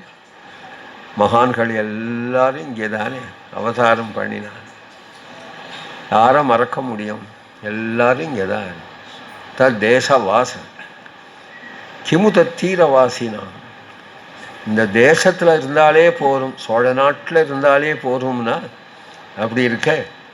இந்த ஒட்டத்தெரு ரெட்டத்தெருன்னு மாயவரத்தில் உண்டு. காவேரி பக்கமாக போகும். இந்த ஒத்தர் தெரு அப்படின்பா. காவேரி இறங்கினா காவேரி. அது மாதிரிலாம் வீடு கட்டின்னு வாசம் பண்ணிட்டு இருந்தா இல்லையா. கிமுத தீர வாசினா. அவளுடைய பாக்கியத்தை என்ன சொல்கிறது. இப்படிலாம் காவேரி மகாத்மியமே நிறைய இருக்குது. புண்ணிய தீர்த்த நாளைக்கு தைப்பூசம், அதுக்காக சொல்கிறேன். இந்த தைப்பூசத்தில் காவேரி ஸ்நானம் நீங்கள் போகலாம். போய் காவேரி ஸ்நானம் பண்ணிட்டு வரலாம். சுவாமி தீர்த்தாவாரி கொடுக்குறாருந்தா 11 மணி 12 மணி ஆகிடும். நீங்கள் காலை வேளையிலேயே காவேரி ஸ்நானத்தை நாளைக்கு அங்கே வச்சுண்டு சுவாமி வந்து அப்புறம் தீர்த்தவாரி கொடுக்கட்டும். இங்கே எல்லோரும் இங்கே வந்தாக்க தம்பதி பூஜை வச்சுருக்கேன் 10 மணி சுமாருக்கு. அதுக்குள்ளே காலை வேளையில் உங்கள் அனுஷ்டானத்தெல்லாம் பூர்த்தி பண்ணிட்டு இங்கே வந்துடு. ஒரே சமயத்தில் 108 திவ்ய தேசம் சொன்னேன்னு, அதுபோல் 108 க்ஷேத்திரத்தை சுவாமி அம்பாளை இங்கேயே பார்த்துடலாம். இந்த மண்டபத்திலேயே பார்க்க பாக்கியம். பொதுவாக பிராமணாள், சாதாரண பிராமணாலேயே விப்ரவுக தரிசனாத் சத்யா அக்ஷயந்தே பாபராசயான்னு சந்தியாவந்தனம் பண்ணுற பிராமணாளில் ஒரு கூட்டமாக இருந்து பார்க்க நேர்ந்துட்டாலேயே நம்முடைய பாபங்கள்லாம் போயிடும். அப்படிங்கும் பொழுது பாகவத தம்பதிகளாக இருந்து அவளுக்கு பூஜை பண்ணி நம்ம பார்த்தோம் அப்படின்னுட்டா அதுதான் பெரிய கிரகப்பிரவேசம், உத்தமமான கிரகப்பிரவேசம். மத்தியார்ஜுனேஸ்வருக்கும் கிரிகுசாம்பாளுக்கும் சந்தோஷம் ஏற்படக்கூடிய ஒரு பெரிய பாக்கியம், பெரிய ஃபங்க்ஷன் இது ஒவ்வொரு வருஷமும் தை மாதம் இந்த உற்சவம் பாகவதர் இருக்கும்போது நடத்தினது தான் இப்போ நம்ம ஃபாலோ பண்ணுறோம். புதுசாக ஒன்றும் பண்ணலை. அதே போல் மேலும் அடுத்த வருஷமும் இதே போலையே இந்த ஃபங்க்ஷன் நடக்கும். எப்பொழுது பார்த்தாலும் ஏகாதசி பஜனை, அஷ்டபதி பஜனை, பாகவதர் காட்டின பாதையில் இங்கே சத் சங்கம் நடந்துகிட்டே இருக்கணும் இந்த ஆற்றுல அப்படின்னு ஒரு ஆசையினால தான் இதை ஒரு தர்மசாலையாக கட்டி நாளைக்கு திறப்பு விழா ஆகிறது. ஒரு பெரிய காரியத்தை செய்யணும் அப்படின்னு சொன்னால் அதுக்கு தர்ம சிந்தனை உடையவா சில பேருடைய பலம் தேவைப்படுறது. அது புகழுக்காகவோ தன்னுடைய பெருமைக்காகவோ செய்கிறவா இல்லை, பாகவதற்கு செய்யணும் அப்படின்னு நினச்சென்று செஞ்சிருக்கிறவா. முதல் இந்த இடத்த நமக்கு ஒரு ட்ரஸ்டாக ஏற்படுத்தி இந்த இடத்த நமக்கு கொடுத்துட்டான் இல்லையா குழந்தை ராமன். கிட்டு பாகவதருடைய தம்பி கிட்டு எல்லாருக்கும் தெரியும். அந்த கிட்டு அப்படியா பாகவதரை பார்த்துட்டு இருந்தா. கிட்டுனுடைய பிள்ளை தான் ராமன்.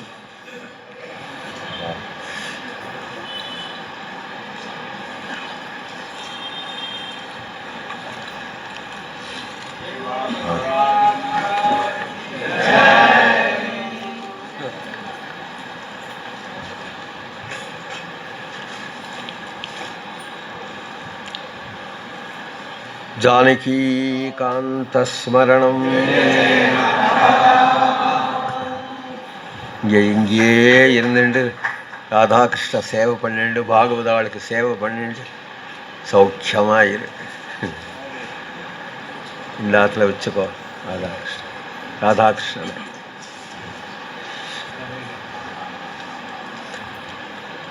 அப்புறம் சித்த முன்னாடி சொன்னேனே, இந்த இடத்த மாயா சிருஷ்டி மாதிரி எனக்கு பண்ணி கொடுக்கணும் அப்படின்னு நீங்கள் சங்கல்பிக்கிறீர்கள், தானே நடக்குதுன்னு சொன்னானே. சீதாராமன் எல்லாரும் தெரியும் சீதாராமனை.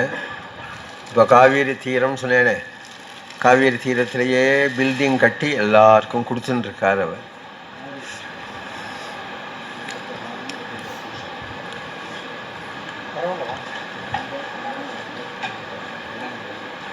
சும்மா இருக்கட்டும், வா சட்டையை போடு.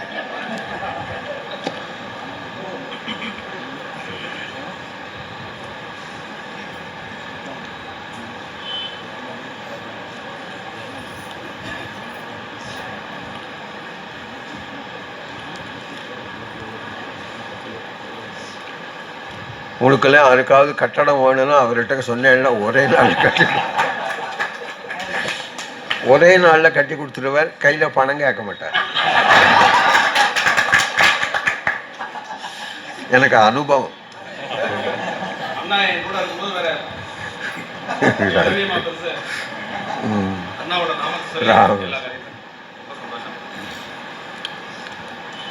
அப்புறம் இதில் முக்கியமாக டோனர்கள் சில பேர், அவள் தன்னுடைய பேருக்கோ தன்னுடைய இதுக்கோ ஆசைப்பட்டவா இல்லை.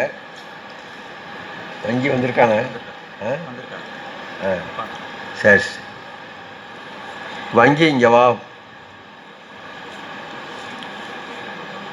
இதில் பெரிய காரியத்தில் எடுத்து தைரியமாக செலவு பண்ணி செய்கிறவாள் சில பேர். அவளுடைய பேரையாவது நம்ம ஸ்மரிக்கணும் இங்கே. அதில் முக்கியம் உங்களை எல்லாருக்கும் பிரியப்பட்ட முரளிதர குருஜி. அவர் பிரதானமான ஒரு பங்கு இதில் ஏற்றுன்றதுனால அவருடைய பிரதிநிதியாக வங்கிக்கு ஒரு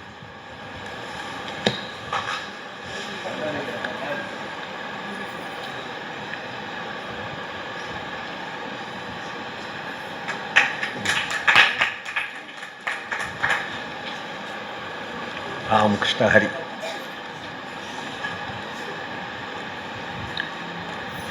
அதுக்கு அடுத்தபடியாக கல்யாண ராம பாகவதர் நாளைக்கு வந்துடுவார்.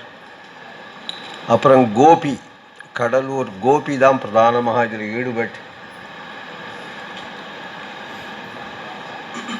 நம்ம 4 பேராக சேர்ந்து செஞ்சுடுவோம் அப்படின்னதுக்கு உடனே ரெடியாக இருந்த வாயுவா எல்லாரும்.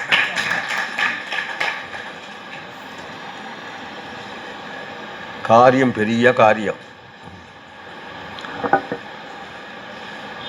ராதே கிருஷ்ணா.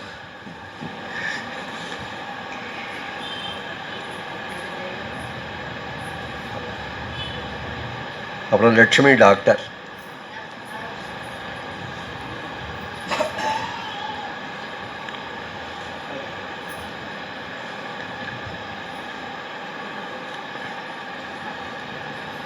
ஏ குட்டி இங்கே பா.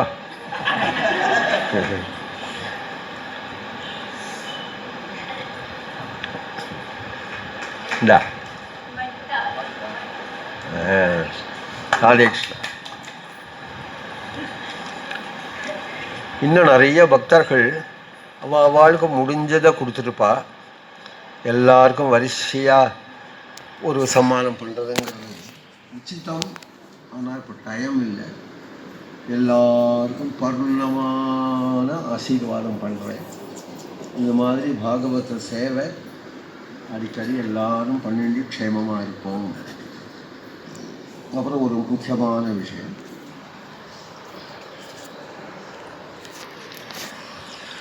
ஒரு வேத புஸ்தகம் வெளியீடு பெரிய வித்வத் சபையில் செய்ய வேண்டிய காரியம் இது.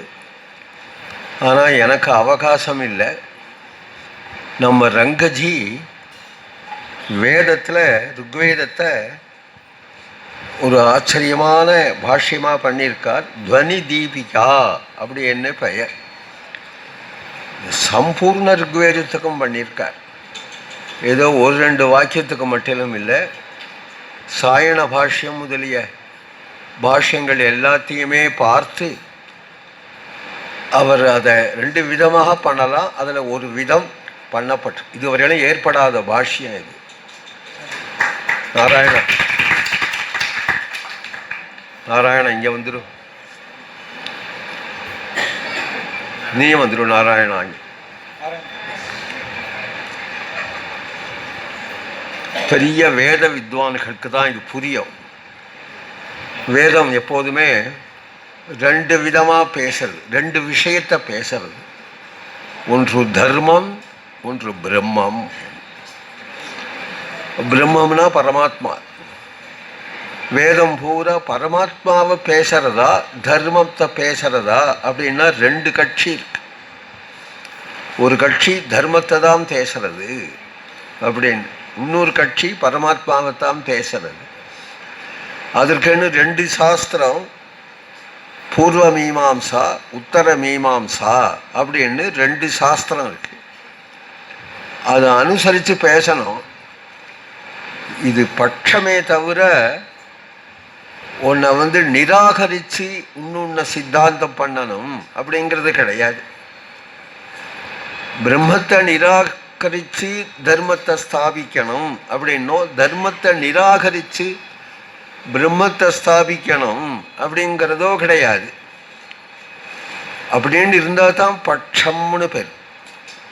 அப்போ பூர்வபட்சம் சித்தாந்தம் அப்படின்னு இது பிரியறது. நமக்கு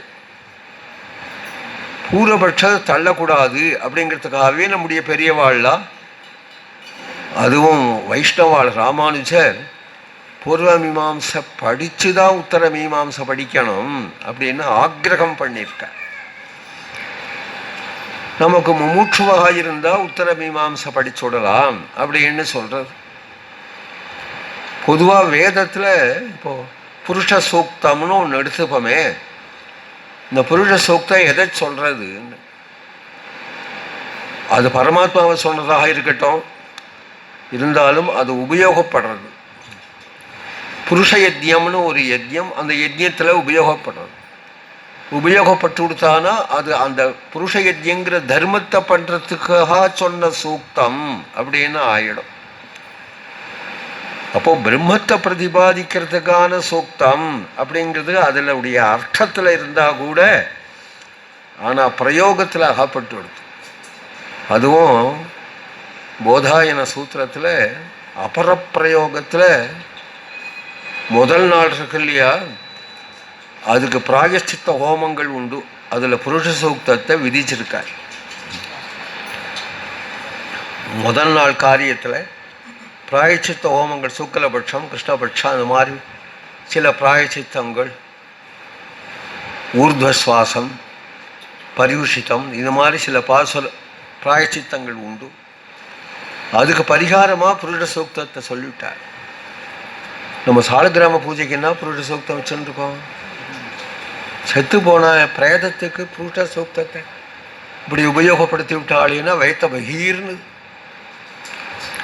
அப்புறம் என் மனசுக்கு சமாதானம் தோணித்து, புருஷ சூக்தங்கிறது சர்வ பிராயஷ்சித்தமாக இருக்கு. சர்வ பிராயஷ்சித்தமான மந்திரமாக இருக்கிறதுனால அபரப்பிரயோகத்தில் அது வந்திருக்கு அப்படிங்கிறது, அப்படின்னு மனசுக்கு சமாதானம் ஏற்பட்டது. அந்தந்த பாபத்துக்கு தனித்தனியான மந்திரங்கள் இருக்கு. எல்லா பாபங்களுக்கும் சேர்ந்து உள்ள ஒரே மந்திரம் புருஷ சூக்தம் அப்படிங்கிற பெருமை. அப்படி ஒரு பெருமை மந்திரங்களுக்கு, இன்ன மந்திரங்களுக்கு இன்ன பலன், இன்ன மந்திரங்களுக்கு இன்ன பலன் அப்படின்னு சொல்லிவிட்டு ஒரு மந்திரத்துக்கு சர்வ பலனும் அப்படின்னா அந்த மந்திரத்துக்கு என்ன யோக்கியதை அப்படின்னு கேட்டால், இந்த மந்திரம் சர்வேஸ்வரனை பரமாத்மாவை பிரதிபாதிக்கிறது அப்படிங்கிற ஒரு யோக்கியதை. இந்த யோக்கியதை இங்கே ஒளிஞ்சின்னு இருக்கு, அந்தர்கதமாக இருக்கு. ஆனால் பிரயோகம் வெளிப்படையாக இருக்கு. எப்போ இந்த பிரயோகத்துக்கு அது உபயோகப்பட்டு கொடுத்தோ அது பிரயோக சேஷப்பட்ட மந்திரமாக போயிடும். அப்படிங்கும் பொழுது அடுத்த விசாரத்துக்கு அதை எடுத்துக்கவே மாட்டான். கர்மசேஷப்பட்டு கொடுத்து அப்படின்னு. அது மாதிரி சாஸ்திரங்கள், சாஸ்திர நிர்வாகம், சாஸ்திரங்களுடைய போக்கு இதெல்லாம்.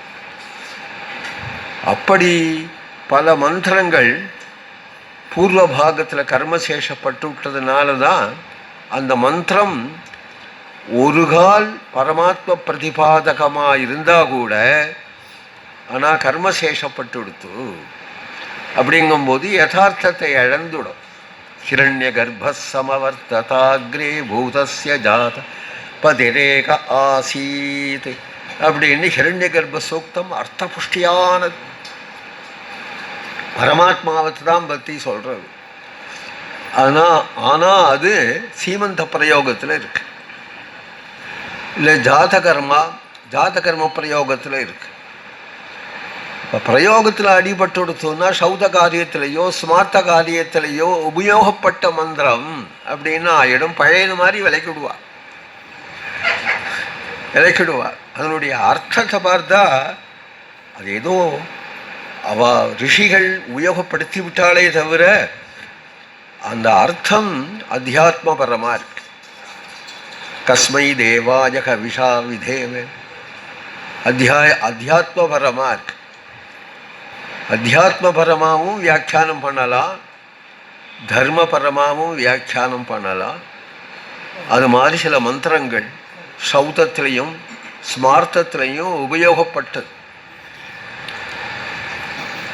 வேதாந்தம் சாட்சாத் உபனிஷத்தில் உள்ள பிரத்யேகமான மந்திரங்களை எடுத்து தான் அத்தியாத்ம பரம்னு பொதுவாக நிர்வாகம் பண்ணியிருக்கா விலைக்கு.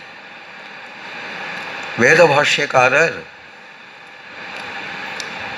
சில மந்திரங்களை அத்தியாத்மபரமாக இருக்குது அப்படிங்கிறத பார்த்து அதை அத்தியாத்மபரமாகவே உபயோகப்படுத்தி வியாக்கியானம் பண்ணி நமக்கு ஒரு வழி காண்பிச்சிருக்கார். பொதுவாக வேதம்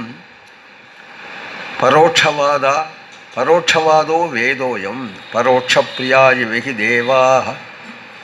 தேவர்களும் மறைமுகமாக இருக்க இஷ்டப்படுறாளே தவிர நமக்கு பிரத்யட்சமாக வரும் இஷ்டப்படலை.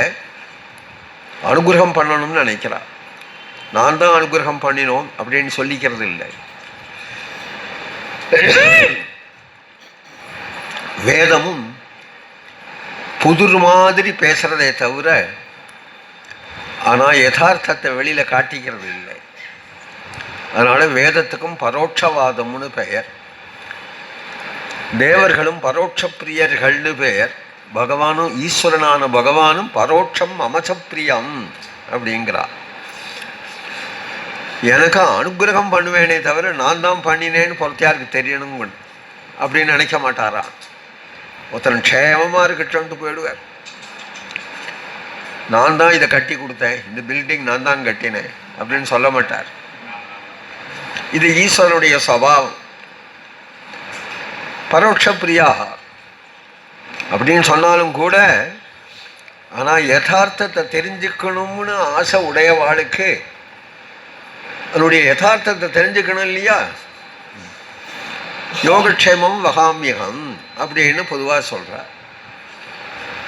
யோகக்ஷேமம்னா நம்ம எல்லாரும் யோகக்ஷேமம் எப்படி நடக்கிறது அப்படின்னு ஒருத்தருக்கு கேட்குறோம்.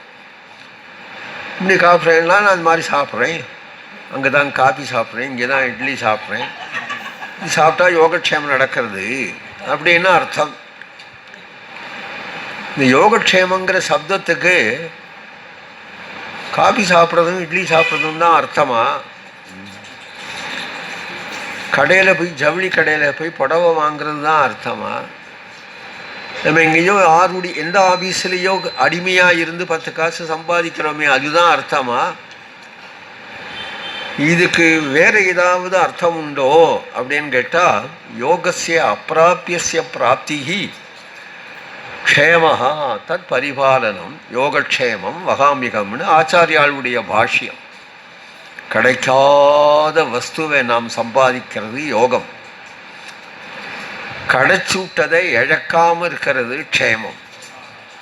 கிடைக்காத வஸ்து பகவான் தான். இந்த பகவானை அடைஞ்ச பிறகு அப்புறம் நாம் இழந்துட்டோங்கிறது கிடையாது. இது ரெண்டுக்கே யார் செய்கிறேன்? நான் பகவானே சொல்கிறான், நான் பார்த்துக்கிறேன். என்ன நீ சரணாகதி பண்ணிவிடு, கிடைக்காத வஸ்துவை உனக்கு கொடுத்து நீ அதில் தவறாமல் உன்னை வச்சு காப்பாற்றுவேன் அப்படின்னு பாஷ்யம் பண்ணுறார். யோகக்ஷேமம் வகாமியகம் அப்படின்னதும் நமக்கு என்ன அர்த்தம் துவனிக்கும்? பரமபதம் கிடைக்கும், பெருமாள் காப்பாற்றுவார் அப்படிங்கிறது துவனிக்காது. யோகக்ஷேமம் வகாம்பிகம், யோகக்ஷேமம் எப்படி நடக்கிறது? யோகக்ஷேமம் எப்படி நடக்குமோ? யோகக்ஷேமம் வகாம்பிகம்னு பகவானே சொல்லியிருக்கார். பக்த விஜயங்கள்லாம் கேட்டிருக்கேளா? பார்பரா பண்டரிநாதனே க்ஷவரம் பண்ண போயிருக்கான், தையல்காரனா அவனே தச்சு கொடுத்துருக்கான், வீட்டில் சமையல்காரனா வந்து பண்டரிநாதனே சமைச்சிருக்கான். இந்த யோகக்ஷேமம் வகாமியங்கிறதுக்கு அர்த்தங்கள்லாம் இந்த கதை தான் அப்படின்னு நானே சொல்லுவேன் அந்தந்த கதையை சொல்லும்போது. ஆனால் அவனுடைய பரம தாத்பரியம் என்னன்னா, அந்த பக்தனை பக்தனாகவே வச்சிருக்கான். அவன் வந்து என்னை கைவிட்டு போயிடக்கூடாது. அவன் என்னை வந்து பிடிக்கிறத காட்டுனா அவனை பிடிக்கிறதுக்கு நான் பட்ட பாடு. நான் சம்பாதிச்சதை இழப்பேனா? நான் சம்பாதிச்சது என் பக்தனாச்ச. அந்த பக்தனை அப்புறம் ஜன்மா பூரா பஜனை பண்ணிட்டு இருக்க வேண்டியது தவிர எனக்கு பஜனையை விட்டுட்டேன் அப்படின்னு ஒருத்தன் கூட இருக்க மாட்டான். அதை விட்டுட்டேன் இதை விட்டுட்டேன்மா. கடைசியில் பஜனையை விட்டுட்டேன்னு சொல்கிறான். இதுவரையிலும் என் கண்ணில் தென்படலை. பஜனை அவனை விடவே விடாது. இந்த அர்த்தம் துவனிக்கும். யோகக்ஷேமம் வகாமியகன்னு இப்படி பல இடங்களில் பல விதம். இதுக்கெல்லாம் துவனின்னு பெயர். நம்ம பேசுகிற பேச்சிலேயே இதுதான் துவனி அப்படின்னு பெயர். நாசமாக போ அப்படின்னு திட்டினாலும் தீர்காயுசாயிருன்னு அர்த்தம். யார் திட்டினான்னு பார்த்தாக்க அம்மா தான் திட்டினார். அம்மா திட்டினா நமக்கெல்லாம் பலிக்காது, தீர்காயுசாயிரும். இந்த இடத்துல துவனி அர்த்தமே தவிர யதார்த்தம் அர்த்தமாகாது. வேதத்துக்கு அந்த துவனி தான் முக்கியம் அப்படிங்கிறத காண்பிச்சு இதுக்கு துவனி தீபிகா அப்படின்னு இந்த வியாக்கியானத்துக்கு பேர் வச்சிருக்கார். வித்வான்களை மதிக்க முடியும். இவ்வளவு பெரிய காரியம் இது. வேத பாஷ்யக்காரர், சாயண பாஷ்யக்காரர், அவருக்கு பிறகு ஒரு வேத பாஷ்யம் இவர் தான் பண்ணியிருக்கார். பொதுவாக என்ன சொல்லுவா, இது மாதிரி ஒரு பெரிய மகான் பண்ண பிறகு நானும் பண்ணுறேன் அப்படின்னு ஒரு யதார்த்தத்தை எழுதினா கூட பெரியவாள்லாம் என்ன பண்ணுவா, அதிக பிரசங்கி அப்படின்பா. போதேந்திராலே நாம சித்தாந்தம் பண்ணியிருக்கும் போது நீ என்னடா எழுதுறது, நீ என்ன ஒரு 10 வார்த்தை எழுதுறது, அதிக பிரசங்கின்னு திட்டுவாளே தவிர எல்லாரும் சம்மதிக்க மாட்டான். சாயண பாஷ்யத்துக்கு மேலே ஒரு பாஷ்யம் ஒருத்தர் எழுத வேண்டிய அவசியம் உண்டா? வேத பாஷ்யம் யாராவது எழுதியிருக்காரா? ஒருத்தரையும் எழுதலையே. இருக்கிறதே 2 பாஷ்யம்தான்.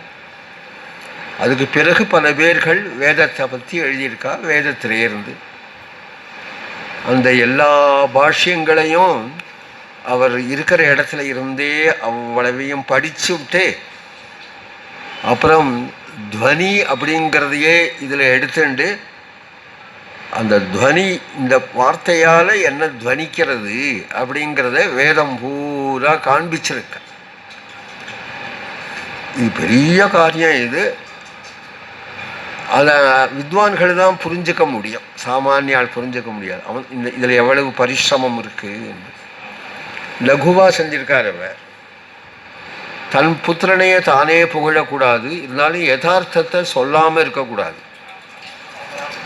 அலட்சியமும் பண்ணக்கூடாது, லட்சியமும் பண்ணக்கூடாது அப்படிங்கிற ஒரு நிலை என்னுடைய நிலை. இதை லட்சியம் பண்ணி நானே புகழக்கூடாது. என்னத்தையோ பண்ணிட்டான் அப்படின்னா இவன் சும்மா இல்லாமல் என்னத்தையோ எழுதி வச்சிருக்கான் அப்படின்னு நான் அலட்சியம் பண்ணிட்டேன்னா அப்போ எனக்கு பெரிய நஷ்டம். எங்கிட்ட இதை கொண்டு முதல்ல காண்பிச்சதும் எனக்கு பெரிய காரியம்னு தோணித்து 1-2 இடங்களை மட்டிலும் படித்தேன். உடனே சொன்னேன், பெரிய காரியத்தை பண்ணிவிட்டேன் அப்படின்னு நினச்சேன்னு நான் உனக்கு சந்தோஷமாக சொல்ல முடியாது. பெரியவாள்லாம் ஒத்துக்கணும், வித்வான்கள்லாம் இருக்கா, ஆச்சாரியாள்லாம் இருக்கா. நீ எல்லாரிடத்துலையும் காண்பிச்சு அவள்லாம் ஒத்துனுட்டான்னா அப்புறம் நான் இதுக்கு என்னுடைய சம்மதத்தை தெரிவிக்கிறேன் அப்படின்னு நியாயமான பதில் சொன்ன. அப்புறம் அவர் ஒவ்வொரு பெரியவாட்டையும் எடுத்துன்னு போனார். முதல் காஞ்சி பெரியவாட்டை எடுத்துன்னு போனால், அப்புறம் சிங்கேரி பெரியவா. அவ்வளவு லகுவாக கொடுக்க மாட்டா சிங்கேரி பெரியவா. இதை பார்த்ததான் ரொம்ப ஆச்சரியப்பட்டு சந்தோஷப்பட்டார். அதுக்கப்புறம் அழகிய சிங்கர், ஆண்டவன் சுவாமிங்கிற வைஷ்ணவ பெரியவா, மாத்வாளில் இருக்கக்கூடிய பிரதானமான வித்வான்கள் அவள்லாம் ஒத்துக்க மாட்டா. யாருமே ஒத்துக்கிற மாட்டாங்கிறத அவளுடைய குணம். அவள் எல்லாரும் சேர்ந்து பாராட்டுறதுங்கிறது நடக்கவே நடக்காத ஒரு காரியம். இதில் அவாவா இந்த கிரந்தத்தை பார்த்து விட்டு இன்னும் அதோடு இல்லாமல் இந்த இடத்துல இன்ன தப்பு இருக்குது, இந்த இடத்துல இன்ன திருத்தம் இருக்குது அப்படின்னு சொல்லாமல் பூரா பார்த்தேன். அவ்வளவு அழகாக இருக்குது. அதோடு நிறுத்தாமல் வேதத்தில் பாக்கி வேதத்துக்கும் நீ இது மாதிரி எழுதுன்னு சொல்லி, பாக்கி வேதத்துக்கும் இது மாதிரி எழுது அப்படின்னு சொல்லிட்டு இருக்கா. இதெல்லாம் பார்த்து அப்புறம் எங்கிட்ட மறுபடியும் இதை சமர்ப்பித்தார். அப்புறம் நினச்சேன், பெரிய வித்வத் சபையை கூட்டி இதை வெளியிடணும் அப்படின்னு நினச்சா எனக்கு அவகாசம் இல்லை. பெரிய பெங்களூர் அல்லது மெட்ராஸ் அது மாதிரி சில இடங்களில் போனால் தான் வித்வத் சபைகளை கூட்டி பெரிய முறையில் இது வெளியிடணும். அது இல்லாத போனாலும் இங்கே ஒரு ஃபங்க்ஷன் நடக்கிறது, இதேச்சியாக நம்ம பக்தர்கள் எல்லாரும் இங்கே கூடி இருக்கா. என்னை பொருத்திய வரையிலும் என் குருநாதர் தான். அதனால் கோவிந்தபுரம் பெரியவாட்டுக்கு வச்சுட்டு அப்புறம் நீ எல்லாருக்கும் கூடு அப்படின்னு கோவிந்தபுரத்துக்கு அழைச்சின்னு போய் குருநாதருடைய அதிஷ்டானத்தில் வச்சு விட்டு இதுக்கு இன்றைக்கி புஸ்தகம் வெளியிட்டு அப்படின்னு சில அபிமானப்பட்ட பிரதானமான வித்வான்களை இங்கே வரவழைச்சு அவள்கிட்ட கொடுக்கணும் அப்படின்னு நினச்சிருக்கு. வேத பாஷ்யங்கள்லாம் அண்ணா பார்த்து மனசில் வாங்கிண்டு வித்வானாக இருக்கிறவாள் சில பேர் கிடச்சா. அதில் நீலபால அண்ணா,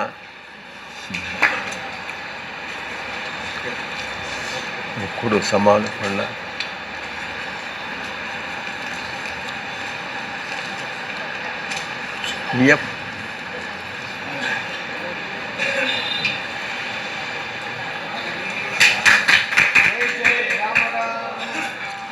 வசம் கொடுத்திய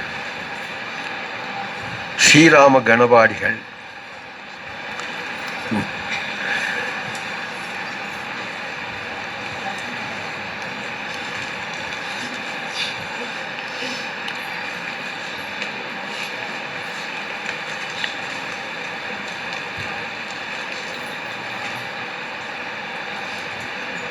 ராம ராம ராம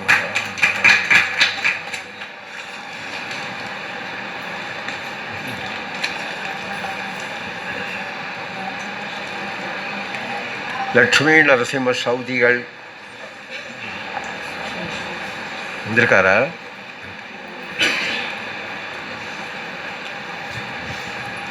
வரலையே, வரலன்னா அப்புறம் பார்த்து. சந்திரசேகர சர்மா,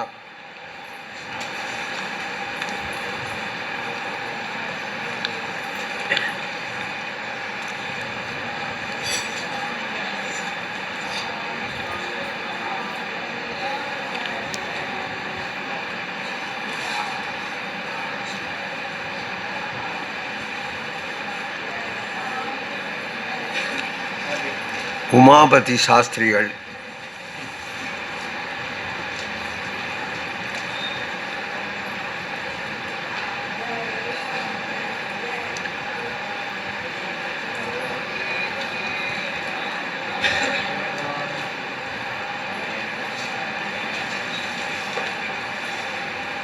ஸ்ரீகிருஷ்ண ஸ்ரௌதிகள்.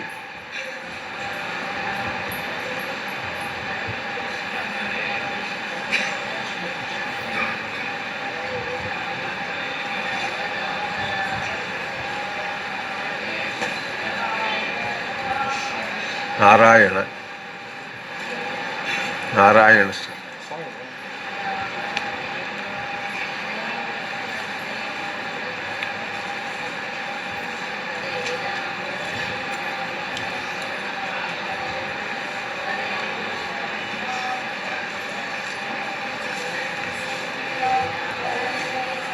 நாராயண கணபாடிகள்.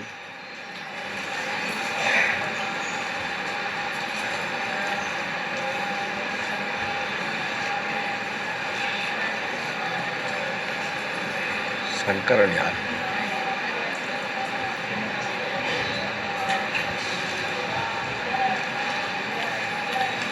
அப்புறம் சங்கர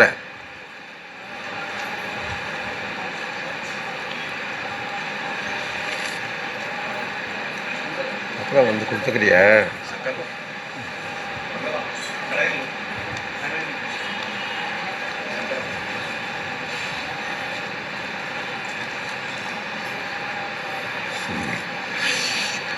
அவருடைய குமாரருக்காக சங்கரன்.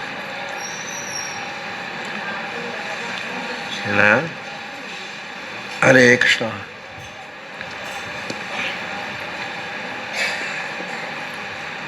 நீதான் சொல்றியா? இந்த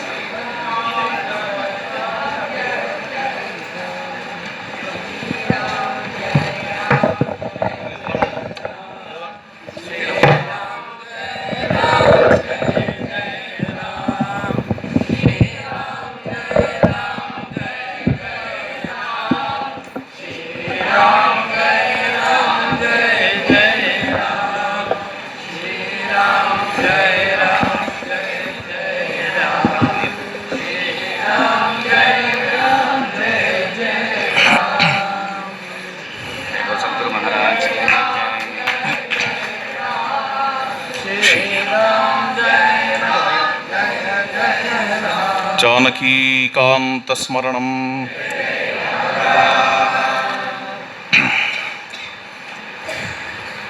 नामामृतेन दयितां द्विजपुङ्गवस्य प्रक्षाल्य धूर्तनिहतात्मगतिं च तस्यै जन्मापि पुण्यममलं प्रददौ तमेव बोधेन्द्रदेशिकवरः जगदेकबन्धुः.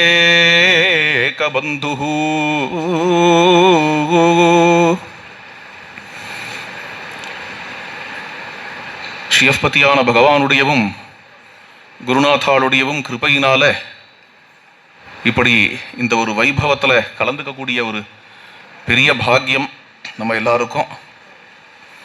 இந்த ஒரு வைபவத்தில், இந்த ஒரு மகோத்சவத்தில், இந்த புஸ்தக வெளியீடு அடியானுடைய ஒரு அபிப்பிராயத்தில் இந்த மகாக்ஷேத்திரம் யாதృச்சிகமாக இது அமைஞ்சது.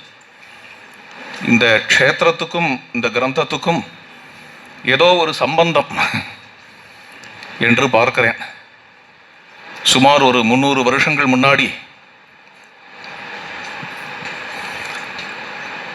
க்ஷேத்திரத்தினுடைய தெய்வமாக இருக்கக்கூடிய மகாலிங்கம் கரச்சரணாதி அவயவங்களோட இங்கே சஞ்சாரம் பண்ணித்து இல்லையா ஸ்ரீதர ஐயாவாள். அப்பேற்பட்ட அந்த ஸ்ரீதர ஐயாவாள் தான் இந்த கிரந்தத்தை துவக்கி வச்சார் அப்படின்னு தோணித்து. இங்கே வச்சுக்கலாம், திருவிடை மருதூரில் வச்சுக்கலான்னு சொல்லும் பொழுது, ஸ்ரீ அண்ணாவனுடைய ஆகிய சொல்லும் பொழுது ஐயாவாள் தான் இதை ஆரம்பித்து வச்சார். ஆசிய துருவாசகா பிரதத்தே ஸ்ருதீனாம் ஹரிநாம்யசௌ தாத்பரிய விவருத்தி சம்போகோ பிரீத்தியை சியாத் தத் கிருபோதிதா என்று ஸ்ரீ பகவன்னாம பூஷணம் பகவன்னாம பூஷணம்ங்கிற ஆச்சரியமான கிரந்தத்தை நமக்கு கொடுத்தா ஐயாவாள். அதில் ஆஸ்யே அப்படிங்கிற மந்திரம், துருவாசகா கீரையோ ஜனாசகா என்கின்ற மந்திரம், பிரதத்தே என்கின்ற மந்திரம், இது எல்லாத்துக்கும் ஹரிநாமத்தில் தான் பரியவசானம், இதெல்லாம் ஹரிநாமத்தை தான் பரமதாத்பரியமாக காட்டுகிறது என்கிறத ஐயாவாள் நிரூபிச்சா பகவன் நாம பூஷணங்கிற கிரந்தத்தில். அப்படி ஹரிநாமத்தை தான் அது பரமதாத்பரியமாக காட்டுகிறதுன்னு நிரூபிச்சதுனால யாருக்கு பிரீத்தின்னு? மகாலிங்கத்துக்கு பிரீத்தி. தாத்பரிய விவருத்தி சம்போகோ பிரீத்தியை சியாத்து தத் கிருபோதிதா என்று ஆச்சரியமா ஐயாவளுடைய ஸ்லோகம் இது. பொதுவாக கலியுகத்தில் நிறைய ஜனங்கள் பதிதர்களாக பிரஷ்டர்களாக போயின்னு இருக்கிறத முன்னாடியே யூகிச்சு வருங்காலத்தில் இப்படி ஆயிடுமோ என்ன வரலாறுன்னு பார்த்தேன்னா அவள் காலமும் அது மாதிரி காலம்னு வச்சுக்கலாம். ஒரு 300 வருஷம் முன்னாடி சிவாஜி மகாராஜா பகவத் சரணத்தை அடைஞ்ச பிறகு 25 வருஷம் முகலாய மராட்டிய யுத்தம். அதில் இந்த ராஜா, தஞ்சாவூர் ராஜா முக்கியமானவர். அதில் ஷஹாஜி மகாராஜா இருந்தார். திவான் பதவியை வேண்டான்னு வைராக்கியத்தோடு விட்டுட்டு இனிமே மகாலிங்கத்தையே ஆசிரிக்கலான்னு வந்த இந்த ஐயாவாள் மறுபடியும் திவான் பதவியை ஏத்துண்டார் அப்படிங்கிறத ஷாகேந்திர விலாசத்தில் குறிப்பிடுறார். அதற்கு காரணம் என்ன அப்படின்னா, இப்பேற்பட்ட ஒரு யுத்தம் நடக்கும் பொழுது ராஜாவுக்கு சில உபதேசங்கள்லாம் பண்ணணும் என்பதற்காக. அப்பொழுது எவ்வளவோ பேர் இந்த சனாதன தர்மத்திலேருந்து பிரஷ்டமாறதையும் சிரமப்படுறதையும் பார்க்கும் பொழுது பகவன் நாமத்தை தான் இங்கே ரொம்ப பிரதானமாக காட்டணும் லோகத்துக்கு. பகவன் நாமம் ரொம்ப முக்கியம்.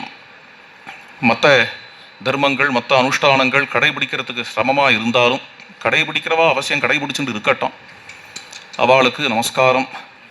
இருந்தாலும் கூட பல கோடி ஜனங்களை உத்தாரணம் பண்ணுறதுக்கு கதி என்ன என்னும் பொழுது பகவன் நாமா என்கிறத உபதேசம் பண்ணாள். அப்படி உபதேசம் பண்ணும் பொழுது அதுக்கு பஜன சம்பிரதாயத்துக்கு வேதம் தான் ஆதாரம். வேதத்தில் பகவன் நாமாவை பற்றி வரக்கூடிய மந்திரங்கள் அதெல்லாம் எடுத்து காட்டும் பொழுது ஒரு சில பூர்வபட்சங்கள், அதில் இந்த பூர்வபட்சங்கள் எது மாதிரியா ஆச்சு அப்படின்னு வேத மந்திரங்களை, அதுவும் பிரதானமாக சம்ஹிதை அதான் மந்திரங்கள், மந்திர பாகத்தை நாம் பொதுவாக விதாயகமாக எடுத்துக்கக்கூடாது, விதிவாக்கியமாக அதை நம்ம எடுத்துக்கக்கூடாதுன்னு ஒரு பூர்வபட்சம். 2 பூர்வபட்சம் சுருக்கமாக சொல்கிறேன். இல்லை, முதல் பூர்வபட்சம் விதிவாக்கியமாக மந்திரங்களை எடுத்துக்கக்கூடாது அப்படின்னு பூர்வபட்சம். அந்த பூர்வபட்சத்தை மீமாம்சா சாஸ்திரத்தை வச்சுட்டே மறுக்கிற ஐயாவாள். விதி சக்திர் நியோகேன ந மந்திரஸ்ய அபநீயதே ஸ்வதோ விதாஸ்யதி ஹ்யேஷ நியோகாத் ஸ்மாரயிஷ்யதி. மந்திரம் அப்படிங்கிறது ஸ்மாரகமாக தான் இருக்க முடியும். மந்திரம் அப்படிங்கிறது மேலும் நஹி விநியுக்தேன ந விதாத்தவ்யம் இது கிஞ்சித்து பிரமாணம் அஸ்தி. அது விநியுக்தமாக இருக்கிறதுனால அது விதியாக இருக்க முடியாது அப்படின்னு பூர்வபட்சம் எடுக்கும் பொழுது, விநியுக்தமாக இருந்தாலும் விதிவாக்கியமாக அமைய முடியும். அதில் உள்ள விதிவாக்கியங்கள் எல்லாம் விதாத்தவ்யம் அப்படின்னு எடுத்துக்கலாம். விநியுக்தமாக இருந்தாலும் ஸ்மாரகமாகவும் இருந்துட்டு போட்டமே, விதாயகமாகவும் இருந்துட்டு போட்டமே.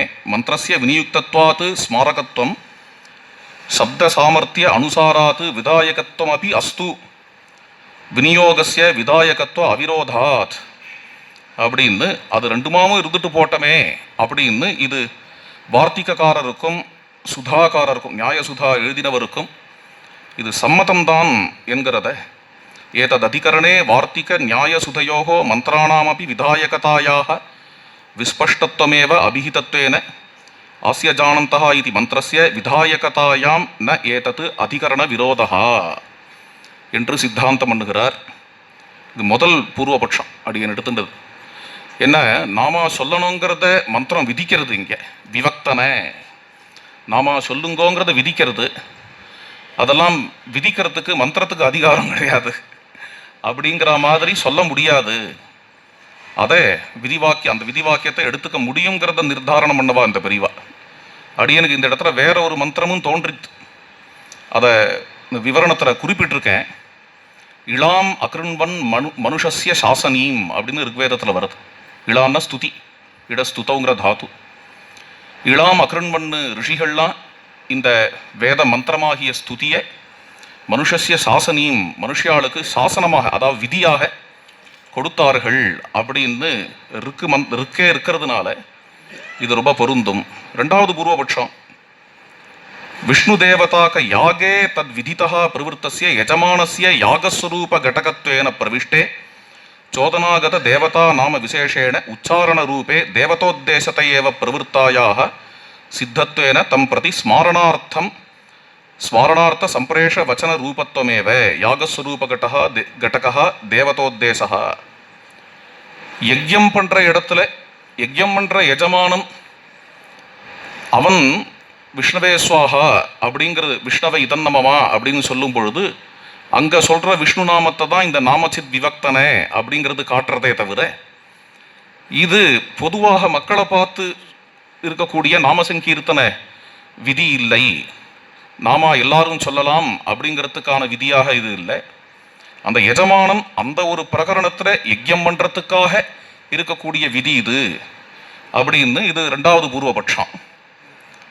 அதுக்கு சித்தாந்தம் ரொம்ப ஆச்சரியமா இருக்கு. 2-3 விஷயம் காட்டுறாரு இங்க. ஒரு விஷயம், யாகஸ்வரூப கடக தேவதானாம் உச்சாரணகர்த்தா யஜமானஹ ஏகஸ்மின் பிரயோகே ஏக ஏவேதி பிரயோக மத்தியே தம் ஸ்மாரணே ஆஸ்ய ஜானந்த இத்யஸ்ய ஜானந்தஹ விவக்தன இதி நாமோச்சாரண கர்த்திரு பகுத்வ பர பகுவச்சனயுக்தஸ்ய சாமர்த்திய அபாவேன லிங்கா அசித்தேஷ்ச அப்படின்னு.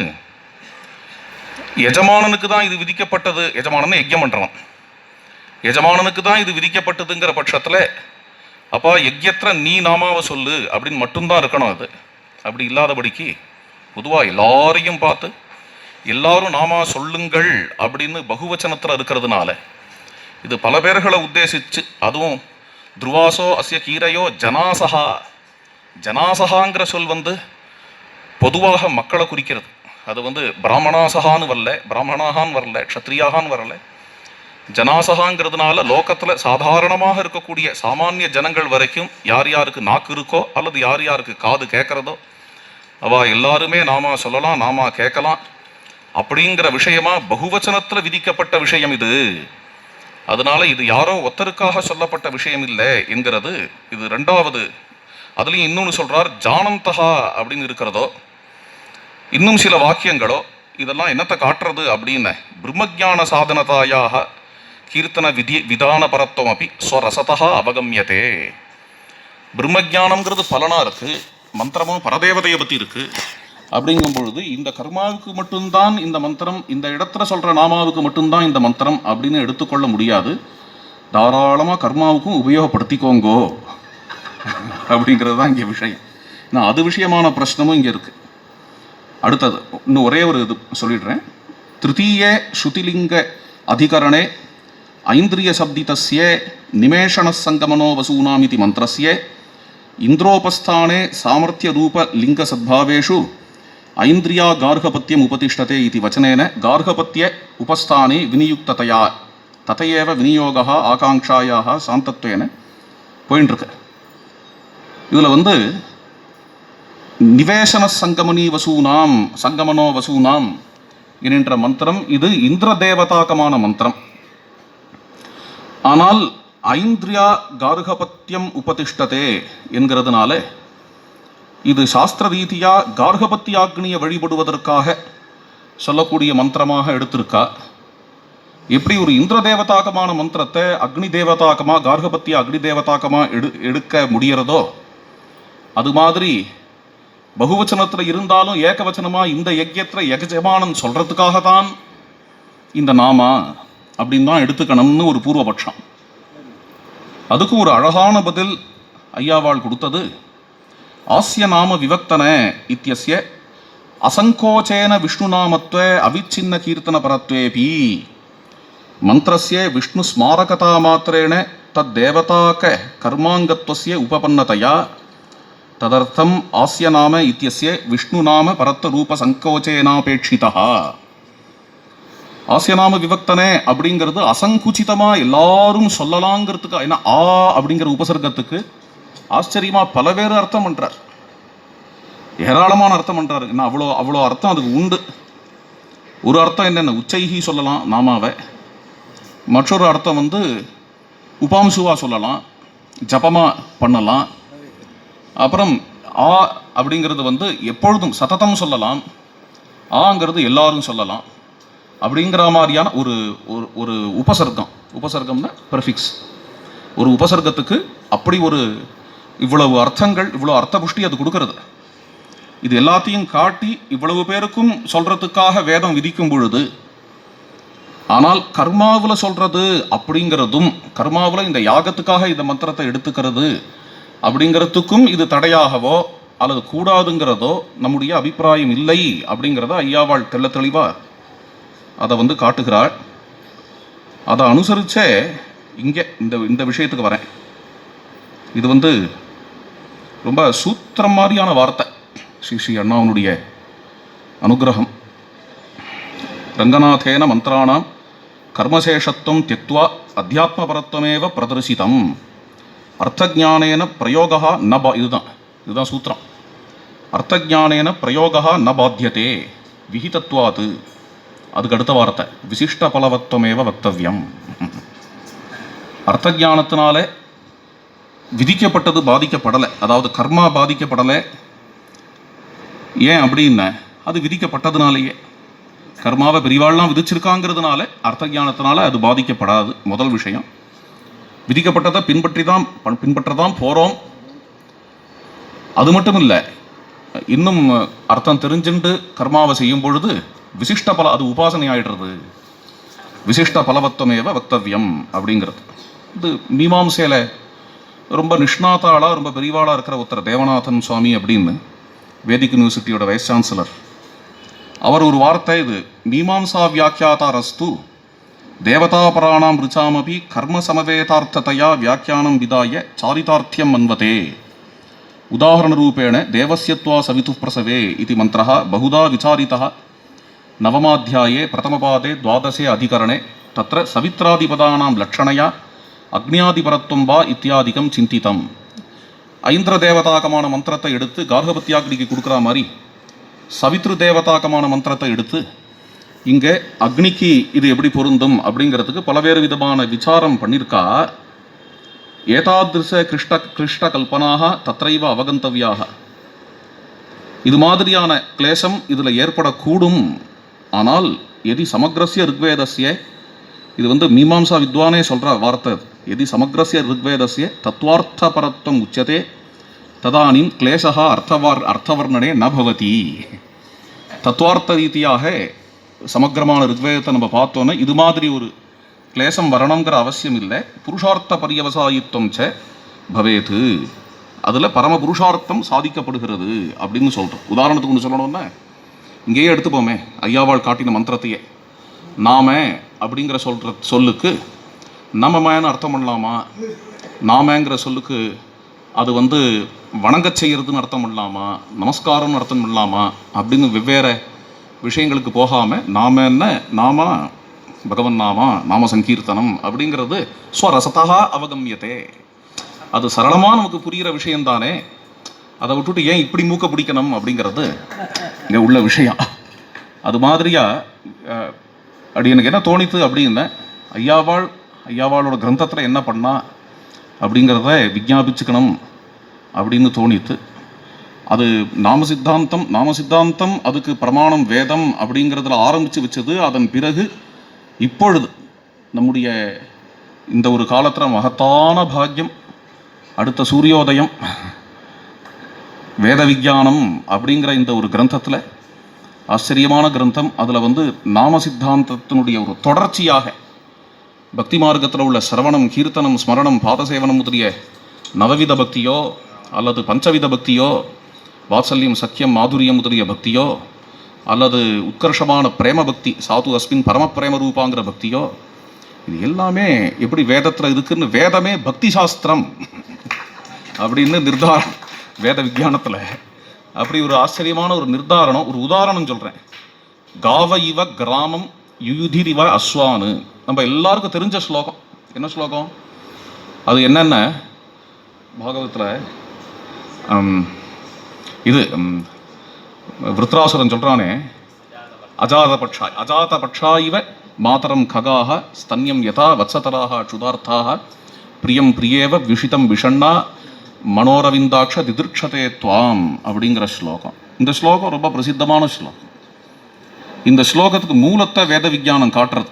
காவ இவ கிராமம் யுயுதிரிவ அஸ்வானு வாஸ்ரேவ வத்சம். வாஸ்ரேவ வத்சங்கிற வார்த்தையே பாகவத்தில் இது உபயோகப்படுத்துகிறார் சப்தமஸ்கந்தத்தில். வாஸ்ரேவ வத்சகம் அனுகிரக காத்தரோஸ்மான் அப்படின்னு. வாஸ்ரேவ வத்சம் சுமனா துஹானா பதிரிவ ஜாயாம் அபினோ நேது தர்த்தா திவஹா சவிதா விஸ்வவாரஹா அப்படின்னு ருக்வேதத்தினுடைய மந்திரம். அதே விஷயம் பாகவத்தில் வர அதே பாவம் இங்கே. பிரேம, உத்கர்ஷமான பிரேம. இதில் பஞ்சவிதமான பக்தி அப்படிங்கிறது இதில் வந்துடுறது. காவ இவ கிராமம் யூதிரிவ அஸ்வானு வாஸ்ரேவ வத்சம். கண்ணுக்குட்டியை பார்க்கணும்னு எப்படி தாய்ப்பசு ஓடி வருமோ, அங்கே என்ன வருது? ஸ்தன்யம் யதா வத்சதராக க்ஷுதார்த்தாக. பாகவதம் எதை சொல்றதுன்னு ஒரு பக்த ஹிருதயத்தை சொல்றது. அங்கேருந்து அந்த தாய்ப்பசு ஓடி வருது. ஓடி வரும்பொழுது இந்த கண்ணுக்குட்டி அந்த தாய்ப்பசுவை எதிர்பார்த்துண்டு எப்படி ஏங்கி நிற்கிறது, அது மாதிரி பகவன் வாசுதேவா உன்னை நோக்கி நான் ஏங்கி நிற்கிறேன் அப்படின்னு பாகவத ஸ்லோகம். அங்கே என்ன வேதத்தில் என்னென்ன பகவானோட ஹிருதயத்தை சொல்கிறது.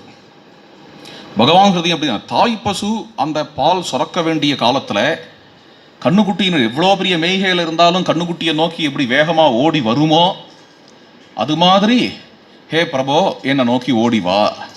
வாசரேவ வத்சம் சுமனா துஹானா. அடுத்தது பிரியம் பிரியேவ. ஒரு பிரியை பிரியனுக்காக காத்துருக்கிறது போல. எங்க காத்துருக்கிறது போல? எங்கேயோ சங்கேதம் பண்ணி வர சொல்லியிருக்கான் பிரியன், அதனால அவள் வந்திருக்கா, இன்னும் வரலையேன்னு அடிச்சுக்கிறா அப்படின்னு ஒரு அர்த்தம் பண்ண வேண்டியிருக்க. அது மாதிரி ஒரு அர்த்தத்தை நிராகரிச்சுட்டு பின்ன என்னென்ன கல்யாணமான பாரியை பர்த்தாவுக்காக காத்துருக்கிறது போல அப்படின்னு வியாக்கியானம் அங்க. ஏன் அப்படின்னா அவளுக்கு அங்கதான் சுவாதந்திரியம் இருக்கு, யாரும் தடுக்கிறதுக்கு இல்லை. இருந்தாலும் பர்த்தா இங்கே இரு அப்படின்னு சொல்லியிருக்கான். எப்போ வருவாரோ அவர், நமக்கு அவரை போய் பார்க்கறதுக்கான சக்தி இருந்தும். இதுக்கு ரொம்ப பொருத்தமான உதாரணம் நம்ம சீதம்மா தான்.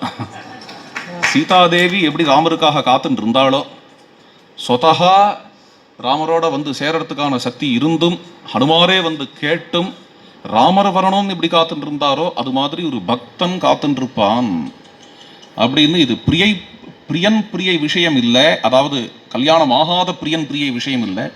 இங்கே பிரியன் பிரியன்னு வந்தாலும் இது பர்த்தா பத்னி தாங்கிறதுக்கு வேத பிரமாணம் என்னென்ன? பதிரிவ ஜாயாம் வாக்கியம்.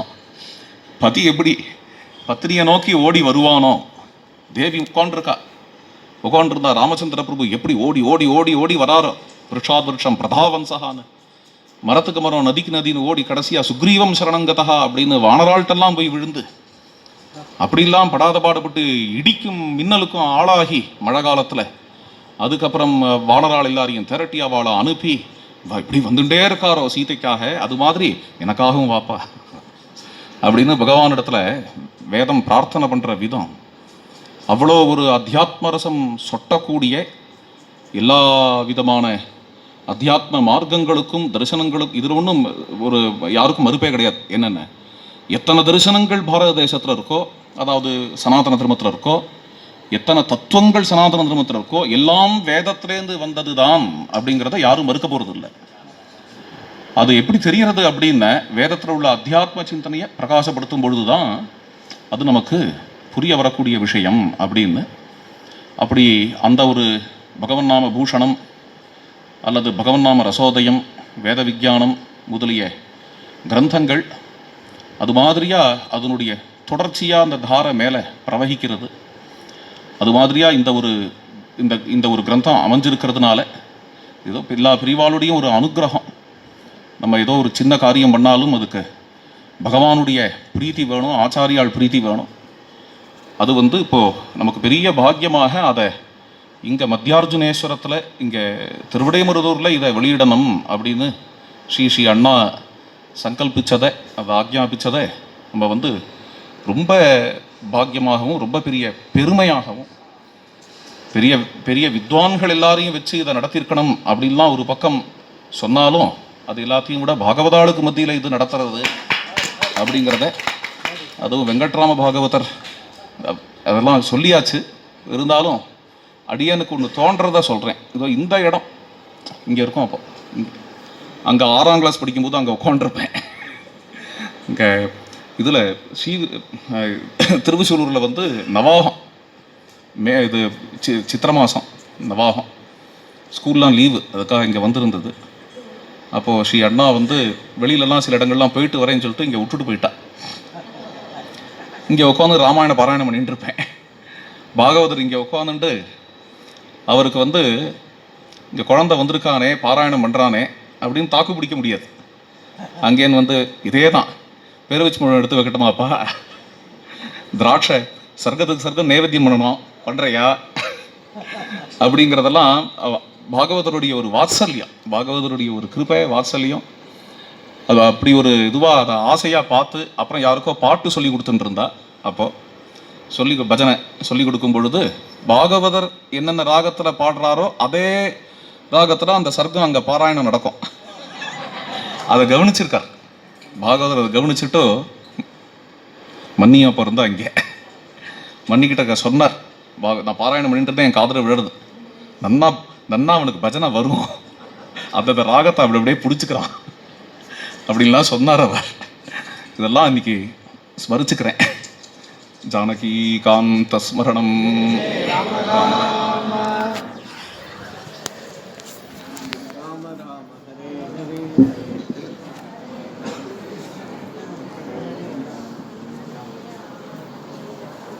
பெரிய வித்வத் சபையில தான் வேதத்தை பற்றி தெரிவிக்க முடியும் அப்படின்னு சொன்னேன்.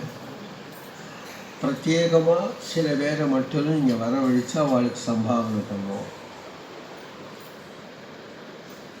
அவளுடைய யோக்கியதையை சொல்ல டைம் இல்லை எனக்கு.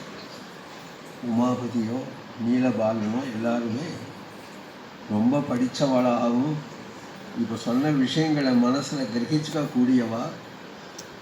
அவள் ஒவ்வொருத்தரையும் பற்றி தனித்தனியாக சொல்கிறதுக்கு டைம் இல்லை. 5 பேர் 10 பேர் கூடினாலும் வித்வான்கள் அப்படி தான் கூடுவா. ஆனால் ஒவ்வொருத்தரும் அவளை பொறுக்கி எடுத்து நாங்கள் அவளுக்கு சம்மானம் பண்ணினதுலேருந்தே அவள் ஒரு யோக்கியதை நீங்கள் எல்லாம் புரிஞ்சுருப்பீர்கள். அவள் என்ன ஞானம் உண்டு அப்படின்னு அவள் எல்லாருமே எங்களுடைய அழைப்புக்காக, நம்ம பிள்ளையே ஆனாலும் கூட எங்களுடைய அழைப்புக்காக அவள் இந்த சத்சங்கத்தில் கலந்து கொண்டு இந்த ருக்வேத சம்ஹிதையை இவனுடைய வியாக்கியானங்களை அவளும் கட்டாட்சித்து சந்தோஷப்படணும். ஏதாவது திருத்தம் இருந்தால் துணிஞ்சு அந்த திருத்தங்களையே சொல்லலாம். ஏன்னா அவள் சிவராம சாஸ்திரிகிட்ட தான் வேதாந்தம் படித்தார்.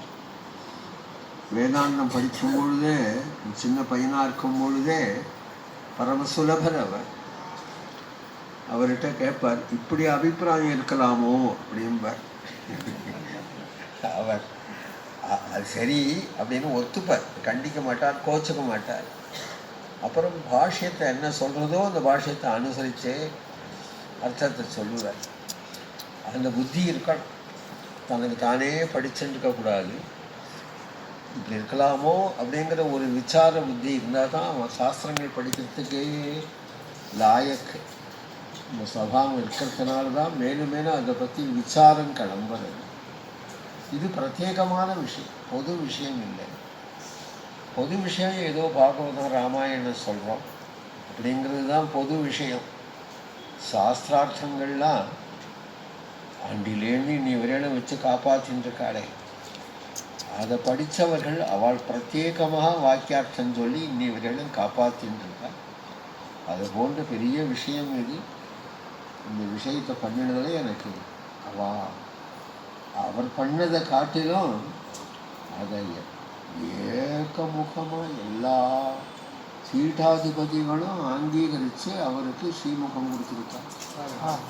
அப்படிங்கிறது தான் எனக்கு ரொம்ப சந்தோஷம், எனக்கு பெருமை. நீ அப்படி வாங்கினால் ஒழிய உன் வித்வத்தை நான் ஏற்றுக்க முடியாதுன்னு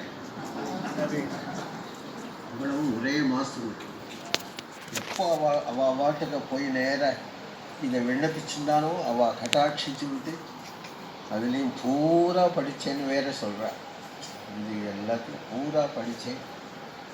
தந்தைன்னா பிரதானமாக தற்காலத்தில் உள்ள வித்வான்கள் எல்லாருமே இதை புகழ்ந்து இந்த கிரந்தத்தை ஏற்றுண்டு காலை தவிர நிராகரிக்கலை.